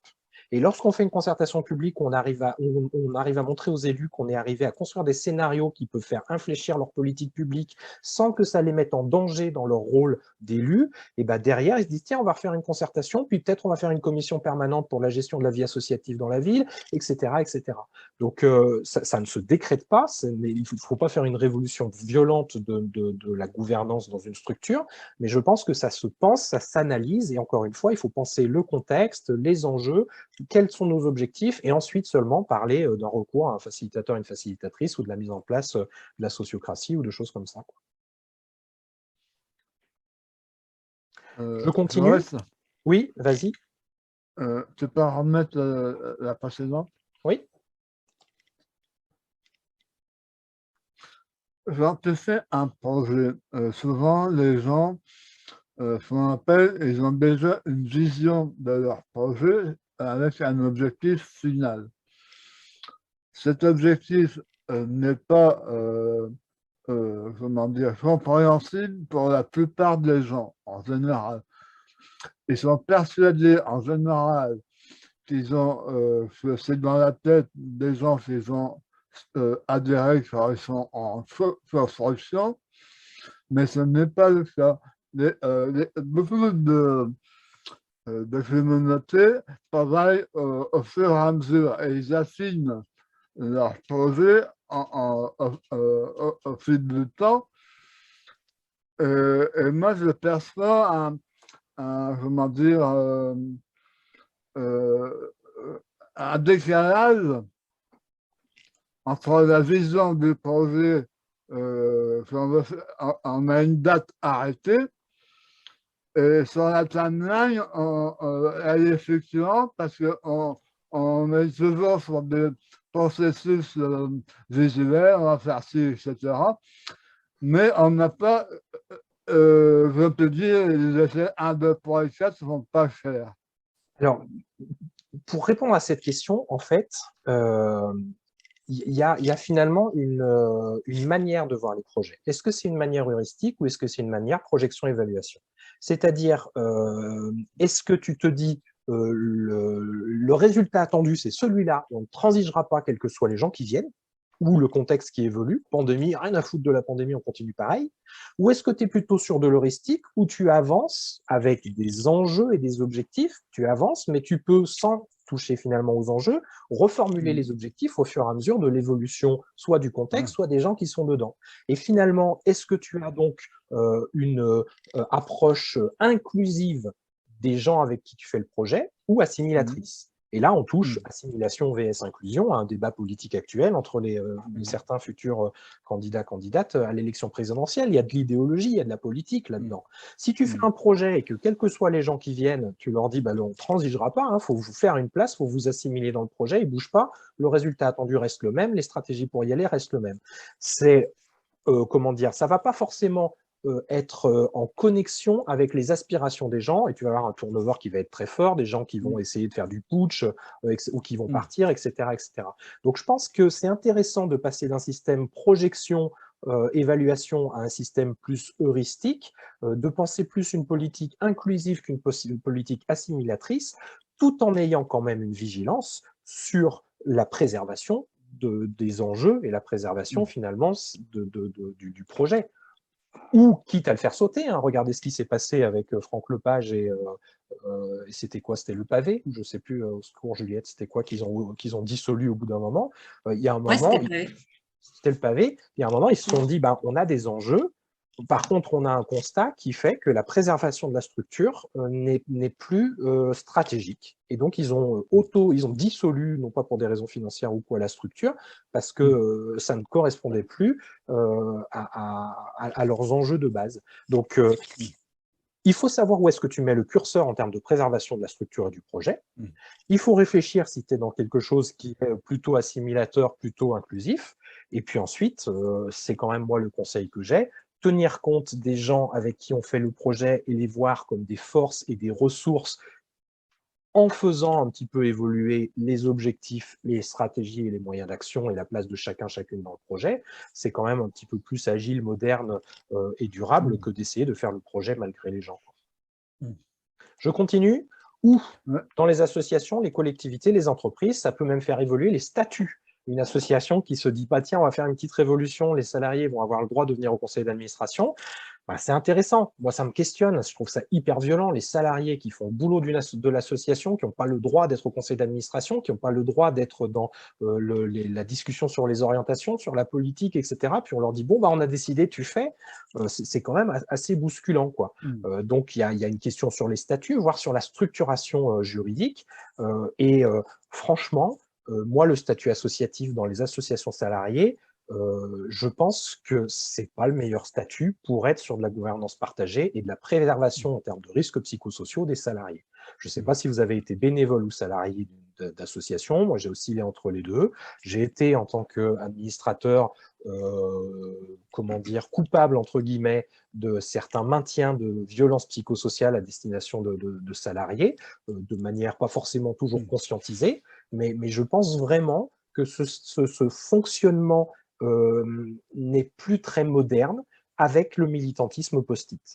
C'est-à-dire quand tu as un conseil d'administration qui écrit les orientations, qui prend les décisions avec une moyenne de durée dans le conseil d'administration de 2 ans, avec un énorme turnover, des salariés qui par contre restent 5 ou 10 ans en poste et que les salariés n'ont pas voix au dialogue pour ce qui va concerner la gouvernance et doivent se remettre aux décisions du conseil d'administration, ben, ça peut poser question. Alors on peut tordre les statuts, ou les remettre peut-être dans l'esprit de la loi pour avoir quelque chose qui va être de l'ordre de la gouvernance partagée et puis de la préservation des salariés en termes de risques psychosociaux, mais je pense que ça vaut parfois le coup, il y a pas mal d'associations, et je pense notamment au Centre social de Villeurbanne, qui à un moment se sont posé la question de réfléchir à sortir du statut associatif pour aller vers d'autres statuts, et notamment les SIC.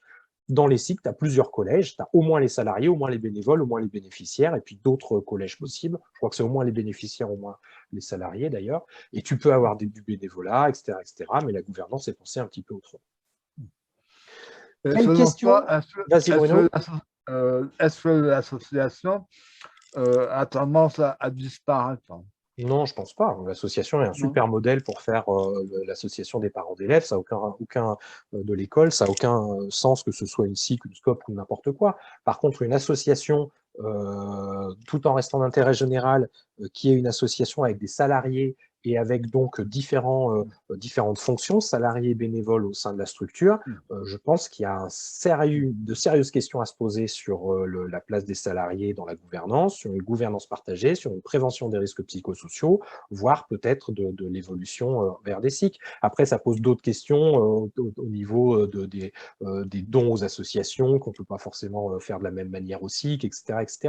Mais moi, je pense qu'il y a les associations les associations employeuses telles qu'elles existaient il y a 40 ans et aujourd'hui ne sont pas confrontées aux mêmes problématiques. Et donc, il faut faire évoluer, je crois, le fonctionnement pour ça. Donc, quelle question témoigner, nous, on est... Oui, vas-y, pardon. Juste pour témoigner 2 secondes, parce que nous, on s'est beaucoup posé la question de passer en SIC. Et au final, on a fait rentrer les salariés dans le CA. Ouais. Et ça se passe très bien. On fonctionne un peu comme une SIC au final, mais on n'a que 10% des voix des salariés. Mais en même temps, c'est moi qui fais l'ordre du jour du CA, c'est moi qui fais l'ordre du jour du bureau. Enfin, on sait très bien que les salariés ont quand même une force de pouvoir qui est déjà très présente. Et du coup, on ne voulait pas encore en mettre plus pour pas que non plus ça devienne qu'une asso de salariés. Mais du coup, on a quand même un bon, juste pour contrebalancer, on est resté asso et ça se passe bien avec les salariés dans le CA.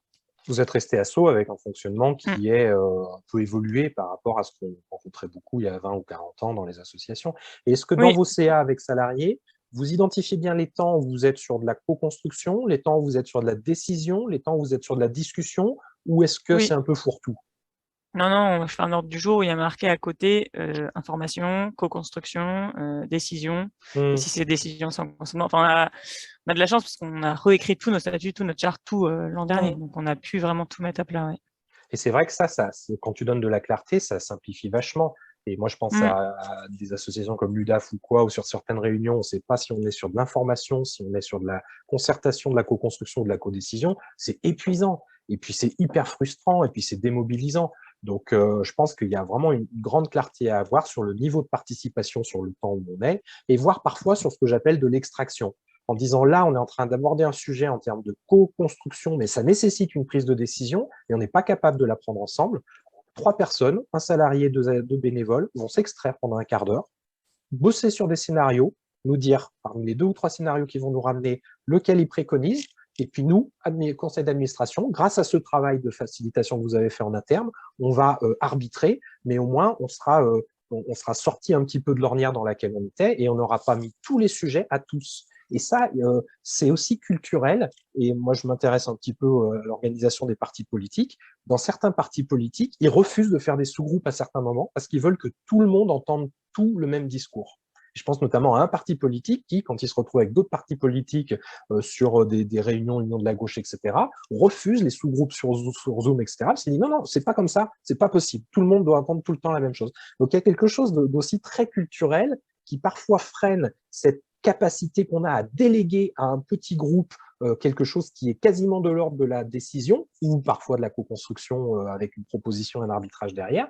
Mais je pense qu'il faut se libérer un petit peu par rapport à ça. On peut être sur une gouvernance très partagée, on peut être sur une horizontalité très poussée en étant sur quand même des délégations qui sont très fortes, en disant bon, là, on n'y arrive pas, toi, tu prends les décisions sur ce sujet pendant 6 mois, et dans 6 mois, on analyse, et puis on revoit si on change la gouvernance.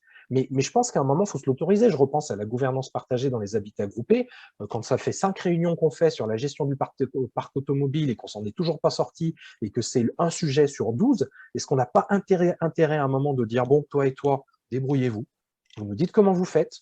Nous, on suit. Et dans 6 mois, on évalue, plutôt que de faire 5-6 réunions et de démobiliser tout le monde, quoi. Et donc, quelles questions se poser pour analyser la situation ? Avant de se poser la question, comment partager pour aller vers plus de gouvernance partagée.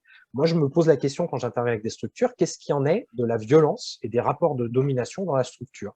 Est-ce qu'il y a des oppressions par conditionnement, par exemple, le fait que les femmes tiennent moins compte de leur avis que les hommes, ce qui est vrai dans quasiment toutes les structures, toutes les structures encore aujourd'hui, par discrimination peut-être, discrimination parce que ceux qui parlent moins bien français, vu que le texte il est écrit avec du vocabulaire qu'ils ne comprennent pas, bah, du coup ils disent oui sans être pleinement conscients de quoi on parle, par dérive autoritariste avec du chantage affectif, de la séduction, de la menace, du maintien par la force, par la peur, dans une structure où on m'a demandé d'aider à ce qu'à 40, ils réécrivent le projet. La directrice me disait, j'y arrive pas, je leur donne la parole et ils ne donnent pas leur avis. Et du coup, j'ai bossé de différentes manières, mais il est ressorti qu'en fait, ils avaient peur de donner leur avis parce que quand ils le donnaient avec le chef d'avant, il y avait une menace d'être envoyé en leur disant, tu donnes pas ton avis, c'est moi qui décide, et toi, tu fais pas chier, tu critiques pas, tu fais ton taf. Et si tu n'es pas content, tu vas voir ailleurs. C'était le vocabulaire qui était employé. Et bah, du coup, eux, ils n'avaient pas perçu le changement de management, ils n'avaient pas compris qu'il y avait une sécurisation par rapport au droit à donner son avis, et il y a eu une déconstruction et une reconstruction à faire du cadre symbolique et de la violence institutionnelle à l'intérieur de la structure. Donc, il y a vraiment, je pense, une lecture à faire. C'est quoi les rapports de domination ? La deuxième question, c'est est-ce que c'est conscient? Est-ce que c'est conscient que les femmes, elles sont 50%, qu'elles ont les mêmes compétences, qu'elles ont les mêmes responsabilités, mais que seulement 20% des propositions validées viennent des femmes et que 80% viennent des hommes? Parce que souvent, ce n'est pas conscientisé. Donc, en faisant des comptes, des fois, on le conscientise et puis on peut peut-être des fois essayer de mettre en place des choses, comme par exemple l'anonymat des propositions pour qu'elles se passent par écrit sur des post-it ou je ne sais pas quoi, pour éviter que, tiens, c'est Martine qui a parlé, donc dans mon conditionnement d'homme avec tout ce qu'il y a de patriarcat, etc., je vais moins considérer la proposition que si elle venait de Martin alors que ce serait la même proposition. Bah, si on détache la proposition du genre, on peut contourner un petit peu ça. Donc, il y a un travail sur la conscientisation. Il y a aussi la question sur le niveau d'intervention. Tiens, comment il s'appelle là? Un petit laser. Quel est le niveau d'intervention? Le bon système. Est-ce que je travaille avec les opprimés? Est-ce que je travaille avec les oppresseurs pour leur faire prendre conscience de leur oppression et en sortir? Est-ce que je travaille avec tout le monde? Est-ce que je travaille avec des sous-groupes? Est-ce que j'ai une commande pour intervenir et de qui? Si la commande elle vient de l'opprimé mais que l'oppresseur est là pour défoncer le projet, ça va être compliqué. Quel objectif, quel résultat attendu? Moi, c'est les questions que je me pose. Mon début de formation en approche systémique selon Palo Alto m'encourage à être sur ce genre de questions. Quel est le bon niveau d'intervention? Quand on fait du théâtre de l'opprimé, on travaille avec les opprimés pour qu'ils apprennent à sortir de l'oppression. C'est le niveau d'intervention, c'est les opprimés. Moi, ça m'est arrivé de travailler avec les oppresseurs dans une association qui était conscient d'être oppresseur, qui voulait faire évoluer leur management, mais qui ne savaient pas comment faire. Je n'ai pas travaillé avec les opprimés, j'ai travaillé avec les oppresseurs. Et on a travaillé sur une nouvelle organisation qui permette de diminuer l'oppression, et notamment le chantage, la menace, etc. etc. Les questions qu'on peut se poser aussi, parce que oui, pour revenir sur cette question du niveau d'intervention, partager la gouvernance, mettre en place l'horizontalité, renverser la pyramide, ce n'est pas des objectifs. Je le refais, partager la gouvernance, mettre en place l'horizontalité, renverser la pyramide, ce n'est pas des objectifs, c'est des stratégies. Et c'est des stratégies qui ne sont pas forcément efficaces. L'objectif avant ça, c'est quoi? C'est par exemple faire disparaître les violences ou réduire les oppressions. Ça, c'est un objectif. Et peut-être pour réduire les oppressions et développer la cohésion et puis permettre aux gens de s'épanouir dans leur travail avec moins de risques psychosociaux, ça c'est des vrais objectifs, et ben on va mettre en place plus de temps de concertation, on va mettre en place sur certaines choses des temps de co-construction du projet, de co-évaluation, de co-décision, etc. Mais c'est de la stratégie. Donc moi je suis un petit peu inquiet lorsqu'une structure me dit on a l'objectif de partager plus la gouvernance. parce qu'ils se trompent entre l'objectif et les moyens. Ce que font beaucoup de gens, hein, donc à plein de niveaux. Mais je pense qu'il y a vraiment un questionnement sur c'est quoi l'objectif et du coup, c'est quoi le contexte, en fait. C'est quoi le contexte de violence, d'oppression, etc., etc. Donc voilà. Donc, et donc, parce que souvent, un des résultats qu'il y a quand on confond les objectifs et les moyens, c'est qu'on remplace un système oppressif par un autre, en fait, et des violences par d'autres. Donc, si l'objectif, par contre, c'est de diminuer les violences et d'avoir un système qui soit moins oppressif, bah là, on va pouvoir faire évoluer les stratégies éventuellement pour quand même répondre à cet objectif. Autre question que je pose, est-ce que l'organisation, elle est claire, elle est comprise? Est-ce qu'elle répond aux besoins individuels des groupes et institutionnels? Je crois qu'il n'y a pas un des structures pour qui j'ai bossé là, sur les 10 dernières qui ait été capable de me faire un descriptif de son organisation clair en un temps raisonnable, 1 heure par exemple. À chaque fois, je leur dis, bon, qui fait quoi, qui décide de quoi? J'ai pas de réponse claire. Et je demande aux gens qui fait quoi, qui décide de quoi, ils savent pas non plus. Et en tout cas, ils me donnent ou alors ils me donnent des avis, mais qui ne sont pas les mêmes entre les différentes personnes de la même équipe. Donc déjà, quand l'organisation n'est pas claire, on peut se demander déjà s'il n'y a pas un peu de clarification de l'organisation. Peut-être que la stratégie pour moins de violence ne va pas être d'aller vers plus de gouvernance partagée, mais peut-être de plus de clarté, de transparence et de communication sur l'organisation très hiérarchique, très verticale, et que c'est déjà peut-être une première étape de la stratégie. Ça vous choque si je dis ça? Pas trop? Claire, ça ne te choque pas? L'organisation répond-elle aux besoins individuels, de groupes et institutionnels? J'ai plus tendance, moi, à dire est-ce que ça répond aux besoins plutôt que de dire est-ce qu'il y a de la bienveillance? Et puis ensuite, et pas avant, est-ce que la gouvernance, elle est partagée? Comment? Est-ce qu'elle pourrait l'être plus? Pourquoi faire? Comment? À quel niveau? Pour quel type de travaux et de décisions?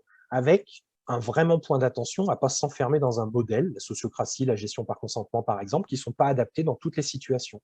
Lorsqu'on a un très grand groupe, que les décisions sont à faible enjeu, qu'il y a une situation d'urgence, quand il y a un décalage, j'en parlais entre les salariés et les bénévoles tout à l'heure, de fonction et d'engagement entre les personnes concernées, bah peut-être que la gestion par consentement, elle n'est pas adaptée. On peut revenir à un autre système de codécision, que ce soit au vote à la majorité, à l'arbitrage par une personne, un arbitrage qui n'est pas forcément arbitraire. Si, par exemple, avec une méthodologie RACI, je ne sais pas si vous connaissez, responsible, accountable, qui est responsable et qui fait l'arbitrage et qui est en réalisation. Il faut, si on suit la méthodologie RACI, que sur les tâches, sur chaque tâche, il y ait quelqu'un qui soit en responsabilité ou une instance qui soit en responsabilité. Pour, lorsqu'on n'arrive pas à mettre en place quelque chose qui vient naturellement ou qui est consenti par tout le monde ou par la majorité ou quoi, il puisse y avoir un arbitrage en disant stop là. Il n'y a pas un enjeu très fort, il faut qu'on prenne une décision vite, on n'est pas arrivé à se mettre d'accord, ben je prends la décision, je tranche, on fait comme ça.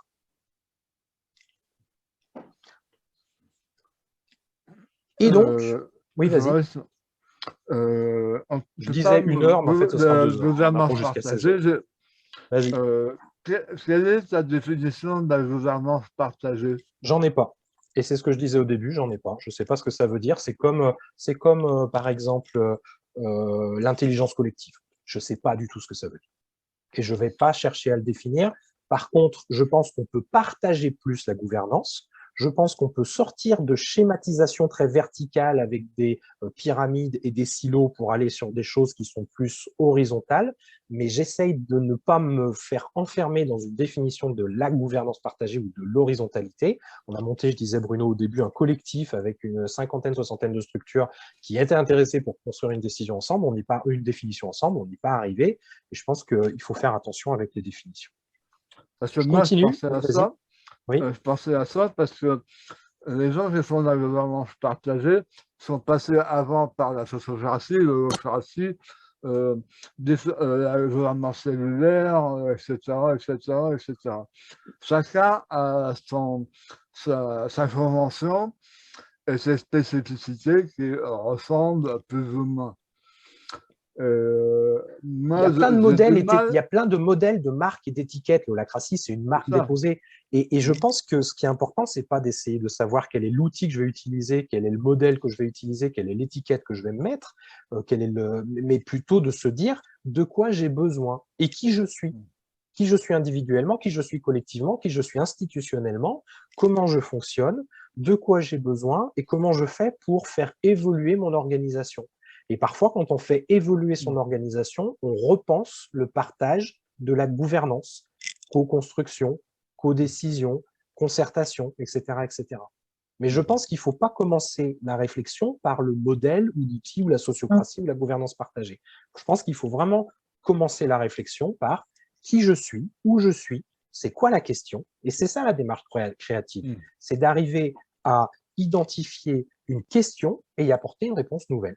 Si la question c'est comment faire pour qu'il y ait moins de mal-être dans l'équipe et que la réponse nouvelle c'est on va repenser l'organisation, ben on est dans une démarche créative.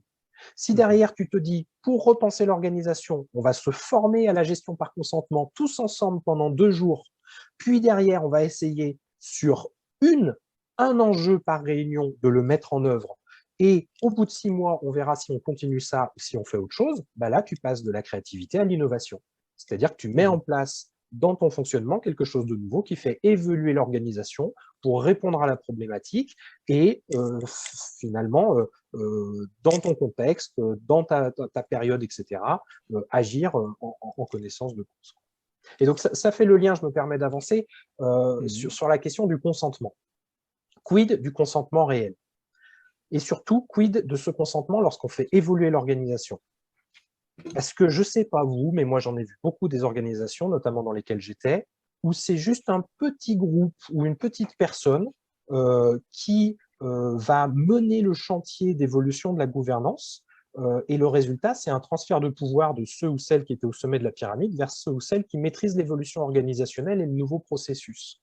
Donc, on passe d'un système autoritaire à un autre, maquillé par un vernis de bienveillance, de coopération, de modernisme social, etc., etc.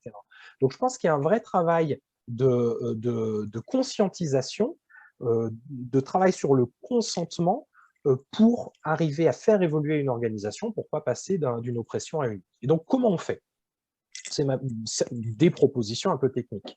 Je pense qu'il faut être clair sur ce qui est ou ce qui sera partagé en termes de gouvernance et pas s'enfermer dans une espèce de norme universelle.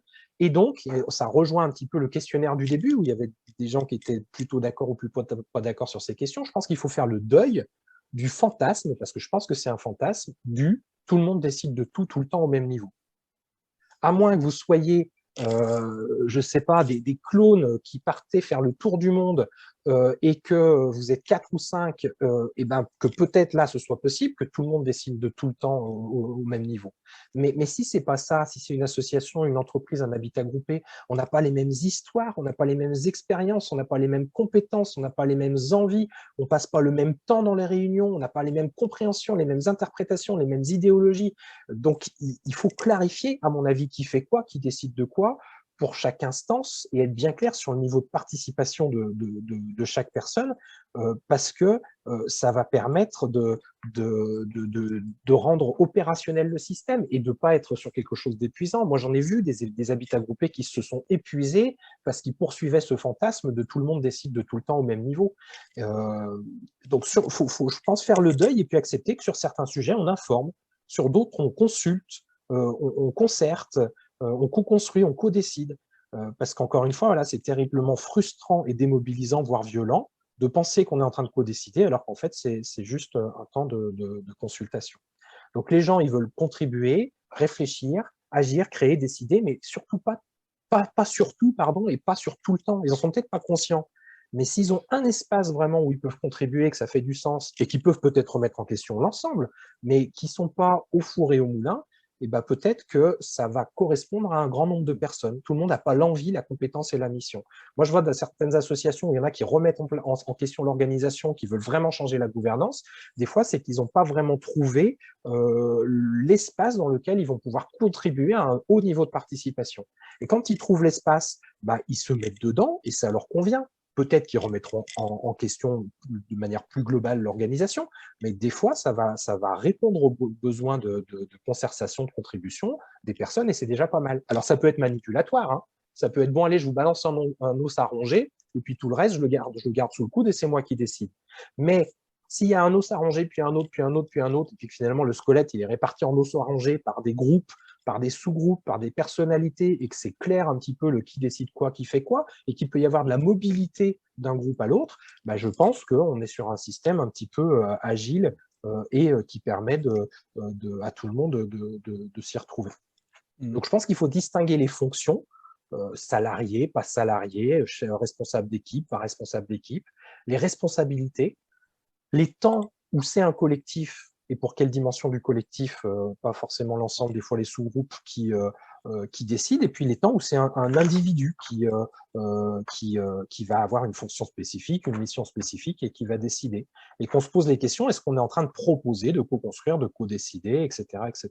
Et seulement une fois qu'on a défini tout ça, on peut aller chercher un outil, une méthode, la bague de Régnier, des méthodes d'animation participative, de la sociocratie, etc., etc., de la gouvernance cellulaire ou que sais-je, pour nous aider à co-construire et co-décider. Mais si on commence par l'outil, vraiment, je pense qu'on peut être sur quelque chose qui peut être très, très contre-productif. Et donc, pour gouverner ensemble, il faut tout d'abord, si on reprend un peu l'échelle de la participation, avoir accès à l'information. Et donc, repenser la question de l'accès à l'information, par exemple, avec l'holoptisme. Vous connaissez l'holoptisme? Faites-moi un petit signe si vous connaissez. L'holoptisme, en gros, c'est un concept de communication où tout est accessible à tout le monde tout le temps. C'est-à-dire que ce n'est pas une boucle de mail où j'envoie à telle boucle de mail telle information, à telle boucle de mail telle information, dans telle réunion il y a telle information. C'est par exemple un forum ouvert avec tout un tas de canaux publics, le canal sur les orientations, sur la communication extérieure, sur le budget, sur tel projet, etc., ouvert à tout le monde. Donc l'information n'est pas envoyée à un groupe spécifique et choisi, l'information est ouverte à tout le monde. Et je pense par exemple à une collectivité, une grande collectivité qui veut s'inspirer de ça en disant j'en ai marre des silos, j'en ai marre de l'enfermement, j'ai des personnes qui sont ressources sur autre chose que leur fiche de poste, mais ils n'y vont pas parce qu'ils ne s'autorisent pas à, ou alors parce qu'on ne leur montre pas ce qu'il y a à faire, et je veux mettre en place dans mon service avec 80 personnes quelque chose où l'ensemble de ce qui est fait est beaucoup plus ouvert, c'est une espèce de système gare centrale un peu où je peux retrouver toutes les informations pour me dire, tiens, là, je n'ai pas été invité dans ce groupe de travail, mais j'ai quelque chose à y apporter. Ah bah, je vais lire le compte rendu. Ah bah, je vais me mettre dans le groupe de travail, je vais donner mon avis. Et puis peut-être à un moment, j'irai coller mon post-it ailleurs. Mais je peux à tout moment, parce que le système de communication d'information partagée est mis en place pour ça, m'intéresser à être proactif, être ressource, prendre des responsabilités. Donc, il y a une question d'information et une question de compréhension de l'information. Si on n'explicite pas les enjeux, le débat d'idées, si on ne fait pas exister la pluralité d'opinions, c'est de la manipulation. Hein. Si on ne s'inquiète pas, par exemple, que les techniciens et les cadres catégorie A de la fonction publique qui sont dans un même groupe de travail ont un minimum de culture commune et de vocabulaire commun, il va y avoir une oppression qui va se mettre en œuvre et il n'y aura pas une information et une co-construction équitable possible.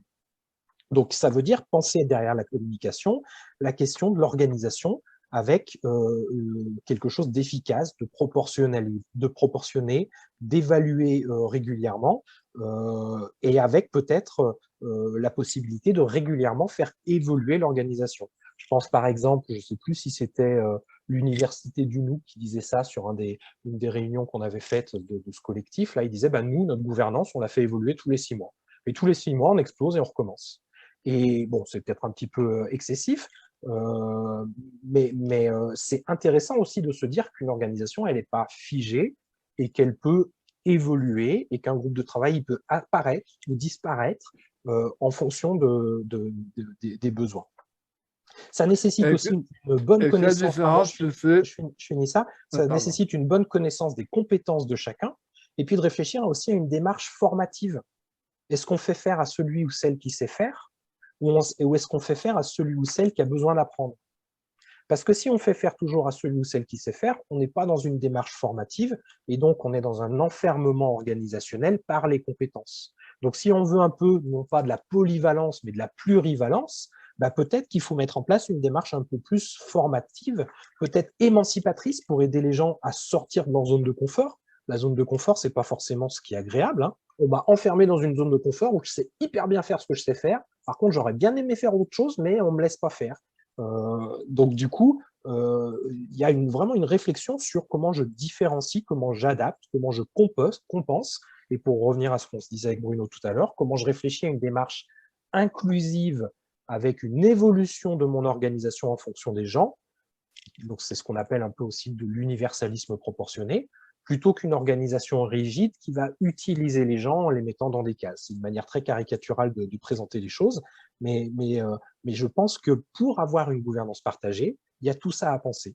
L'accès à la communication, les conditions de la participation, l'accompagnement individuel et collectif pour être dans l'émancipation, dans la formation continue, dans la mobilité, et l'évaluation de tout ce dispositif pour, encore une fois, faire évoluer l'organisation.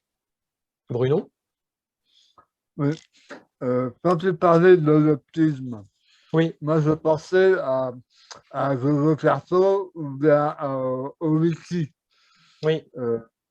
En ce moment, c'est à la mode de travailler sur la sorte de wiki. Je connais des gens qui travaillent dans ce niveau-là pour mettre l'information à disposition des gens et de créer des fiches spécifiques. Notamment, il y a une personne qui travaille là-dessus en Bretagne, qui s'appelle Riposte Créative, qui travaille au niveau de, comment dire, je ne trouve pas le mot, des collectivités territoriales et des collectivités partager tout ça, et j'invite les gens à créer des fiches. Mais le problème, c'est que c'est toujours les mêmes qui font les fiches. Le système est bien, comme Jojo Perto, je ne sais pas si tu connais. Non. Jojo Perto, c'est un système... pardon, je connais, oui, je connais. Oui.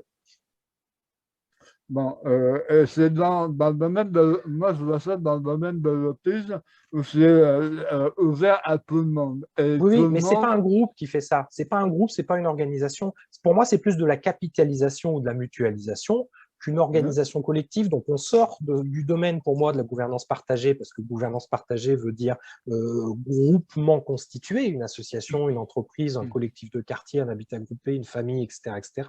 Et on est plus sur le domaine des communs, où on va chercher à mutualiser et à capitaliser. Donc, c'est un petit peu différent. Après, ces outils comme les wikis, etc., et puis plus récemment des outils comme Miro, Mural, etc., peuvent servir en effet à avoir une espèce de gare centrale où on va venir prendre et donner. Mais c'est autre chose qu'une organisation d'un collectif, tu vois. Je finis avec 2 diapos et puis je reprends tes autres questions après, Bruno, si c'est OK. Tu mets ça dans l'optisme, pas? Non, parce que pour moi, l'optisme, c'est un système de communication adapté à une organisation qui permet de rendre accessible à tout le monde à tout moment enfin, comment dire, tout ce qui va concerner la communication de l'organisation.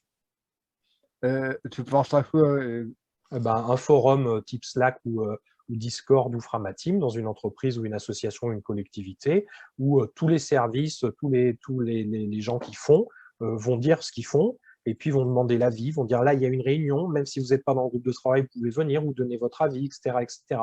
Et moi qui suis comptable de ma commune de 10 000 habitants avec 20 personnes dans l'équipe, qui depuis 10 ans me consacre uniquement à mes tâches de comptable, et ben, je peux venir à un moment sur la réunion pour concevoir la fiche pour le grand événement des 150 ans de la commune et donner mon avis parce que j'ai par ailleurs des talents créatifs ou que je fais un peu d'infographie ou que j'ai envie de me mobiliser sur autre chose, mais ça m'est ouvert non pas par silo, par boucle de mail, par envoi à moi, c'est ouvert à l'ensemble des agents de la collectivité, tout ce qui se fait, et je peux aller voir m'impliquer, voire prendre des responsabilités. Oui, mais ça demande d'être au courant de cette guerre centrale. D'être quoi, pardon? Ça demande d'être au courant de ce fonctionnement d'histoire, de communautaire, etc. Ça fait partie de la structuration de l'organisation. Donc, ça veut dire que c'est soit pensé ensemble, soit pensé par les gens qui décident. Et c'est quelque chose qui est mis en œuvre, comme par exemple le forum de discussion interne à l'entreprise ou le tableau d'affichage au-dessus de la photocopieuse. Je finis, Bruno, puis je reprends les autres questions. Vas-y. Donc, pour conclure, une gouvernance partagée, selon moi, ça ne se décrète pas, ce n'est pas la solution à tout. Ce n'est pas une fin en soi, ça ne garantit pas la disparition des rapports de domination et de violences diverses. Ça, moi, je l'ai observé. Par contre, ce que je pense, c'est que aller vers plus de gouvernance partagée, ça peut être libérateur, moderne, efficace, performant, intéressant, raisonnable et sécurisant. Et ces mots, je les utilise lorsque j'ai des décideurs, voire des oppresseurs qui ont peur d'aller vers plus de gouvernance partagée. Je leur dis c'est performant, c'est sécurisant, c'est raisonnable pour vous, pour les gens. C'est libérateur, c'est moderne. Et du coup, ils ne voient pas ça comme une espèce de lubie, une mode, un gadget. Ils voient ça comme une évolution nécessaire et naturelle finalement. Et ça contribue, selon moi, à construire une autre manière de faire société pour plus de justice sociale et moins de violence. C'est donc un projet aussi politique. Il y a de l'idéologie là-dedans. Donc, aller vers plus de gouvernance partagée, vers plus de démocratie directe, vers plus d'horizontalité, il y a un projet politique derrière, sans parler de politique politicienne, il y a de l'idéologie. Il faut aussi, je pense, prendre un petit peu de recul avec ça pour être critique avec tout ce que je vous ai dit aujourd'hui et tout ce que vous diront d'autres personnes qui vous parleront de gouvernance partagée. Ensuite, pour finir rapidement, on m'incite, et je le suis, à être pas mal critique en ce moment sur les colibris et sur l'Université du Nou, notamment quand je vois des interviews de Louis Fouché par l'Université du Nou il n'y a pas longtemps, il y a 2-3 mois. Ça me pose vraiment question sur l'opportunité de le faire ou pas et sur dans quoi finalement ces groupes sont en termes d'idéologie. Mais si je reste sur quelque chose qui est de la recherche documentaire en termes de ressources, les colibris et Homme qui vient de l'Université du Nou, et puis d'autres, j'ai mis quelques petites choses ici, sont des ressources super chouettes sur la gouvernance partagée, sur la sociocratie, sur la gestion par consentement, etc. etc. Il y a des ressources formidables à l'Université du Nou. Voilà, je vous incite à être un petit peu vigilant parfois sur le vocabulaire, sur ce qui peut être de l'ordre de l'intention idéologique derrière, conscientisé ou pas, exprimé clairement ou pas, mais ça reste bien sûr une ressource hyper importante. Je vous ai mis en lien dans un document dans la conversation de Zoom, le document que j'ai écrit aujourd'hui, hier, pour ce petit webinaire. Enfin, bon, le petit, on est à 1h50 quand même. Vous y retrouverez le texte à peu près de ce que j'ai dit à l'oral, et puis en tout cas ce qui a été écrit sur le Jamboard. Et puis on peut se donner, si c'est OK pour vous, 5-6 minutes pour que vous disiez ce que ça vous a fait. Donc soit vous l'écrivez dans le chat, ce webinaire, est-ce que ça vous a fait plaisir, pas plaisir, conforté, bousculé, qu'est-ce que vous en retenez, et puis pour que vous soyez, si vous le souhaitez, sur du témoignage, comment c'est pour vous la gouvernance partagée au quotidien, comment ça s'est passé dans les structures dans lesquelles vous avez navigué. Donc voilà, je vous laisse la parole. En tout cas, j'étais très content de partager ça avec vous. Vous pourrez le retrouver en replay. Et si vous vous dites, c'est quand même vachement bien ce qu'il fait, si ce n'est pas le cas, c'est pas grave, hein, mais si vous vous dites, c'est quand même vachement bien ce qu'il fait, n'hésitez pas, si ça vous branche, à parler de moi, à vous inviter, à m'inviter pour une formation, à venir à mes formations. Je vais vous mettre d'ailleurs ici dans le chat mes formations du premier semestre 2022, avec notamment 3 jours de formation sur la gouvernance partagée, des formations sur l'animation participative en visio et puis d'autres choses. Et puis, vous pouvez me soutenir un peu plus directement si vous le voulez, en finançant en partie le travail que je fais aujourd'hui, que vous regardez en replay, avec mon compte Utip, dont je vais vous mettre le lien directement ici, et il n'y a pas de petite contribution. Donc, si ça vous branche, vous avez le droit et la possibilité de le faire. Qui veut parler pour dire ce que ça vous a fait, ce webinaire, qu'est-ce que vous en retenez, ou une expérience d'habitat coupé, non, de gouvernance partagée?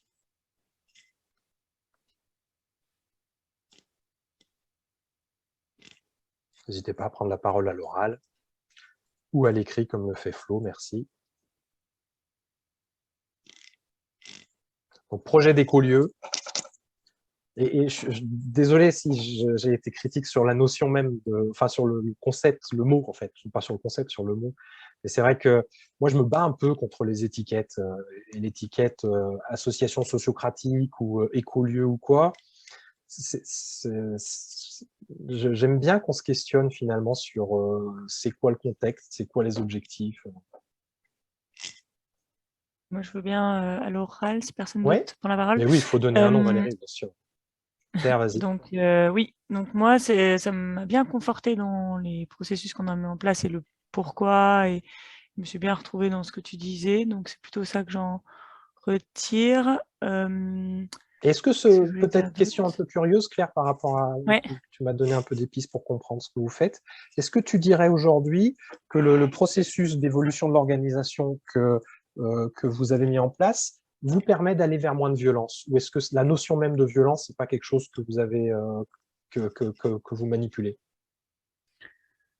On n'a pas eu, enfin, c'est pas pour ça en tout cas qu'on a changé notre organisation. Il n'y avait pas du tout de problème. Par contre, je vois bien d'autres structures où il y en a dans l'ESS et autour de nous et dans d'autres réseaux. Moi, je suis Pays de la Loire, là, on est à Nantes, et des réseaux qui font la même chose que nous sur d'autres régions ont eu des burn-out. Enfin, tu vois, on est assez sensibilisé à ça, donc on voulait faire en sorte de ne pas en arriver là. Mais en tout cas, c'est pas pour ça qu'on a changé. Mais j'avais envie de mettre des mots, et du coup, ça me conforte finalement quand tu dis, mais non, il n'y a pas de définition, il n'y a pas une checklist pour vérifier si vous êtes bien dans une gouvernance partagée. Donc, ça me rassure. Il faut que j'arrête de vouloir absolument... Il n'y a pas de label. Il n'y a pas de label. Il faut sortir de l'idée de label. C'est ça qui me gêne quand on dit, quand on utilise tous ces mots un peu comme un label, comme un étendard, quoi. Parce qu'en plus, c'est enfermant. Ça veut dire, je suis arrivé au point d'arriver. Sauf que la société, elle continue de bouger, que tu continues de bouger. Et si tu es arrivé au point d'arrivée, bah, ça veut dire que tu arrêtes de réfléchir, quoi. Non, c'est ça. Et du coup, bah voilà, tout ce que tu disais, ça reflétait bien ce pourquoi on le fait. Et on n'est pas trop mal. Donc après, c'est bien aussi de se dire qu'il faut tout le temps continuer à réfléchir. C'est pas fixé. C'est pas parce qu'on vient de réécrire la charte, les statuts, qu'on va pas le refaire dans un an. C'est aussi bien que je me rende compte qu'il faut continuer tout le temps. Donc merci en tout cas pour tout ça. Merci à toi. Et Tara nous dit merci. C'est clair, riche. Découvrir ces analyses m'a beaucoup nourri et plu. Une réelle envie de s'y consacrer avec un peu de vertige quand je pense au temps nécessaire pour le faire. Oui et non. Aller chercher Audrey Giquel, par exemple, sur l'habitat partagé, et je pense qu'il faut avoir recours à de la facilitation extérieure. Moi, quand je me retrouve entre facilitateurs et facilitatrices pour concevoir un projet commun, ça m'arrive de faire appel à de la facilitation extérieure parce que tout ce qu'on dit là est très complexe, et être à la fois membre d'un projet et extérieur pour animer l'évolution organisationnelle, c'est ultra difficile. Donc, je pense que c'est le recours à quelqu'un d'extérieur, c'est une première piste pour que ce soit pas trop vertigineux et pas trop essoufflant.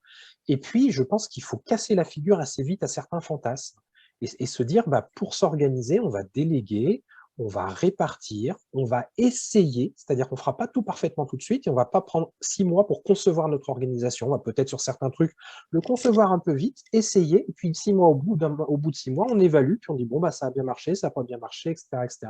Donc je pense qu'il faut avancer en faisant, parfois se faire aider par de l'extérieur et accepter, et c'est frustrant, de se détacher parfois de certains fantasmes. On peut pas tout faire tout le temps, et l'horizontalité, c'est un horizon, la gouvernance partagée, c'est un horizon. Et je pense qu'il faut plutôt être un peu concret sur les évolutions de l'organisation et la clarification de l'organisation, sans essayer, encore une fois, comme on disait avec Claire, de vouloir mettre un label et checker une liste. C'est ça, je pense que c'est ça, il ne faut pas essayer de checker la liste. Ok, bah écoutez, merci à vous.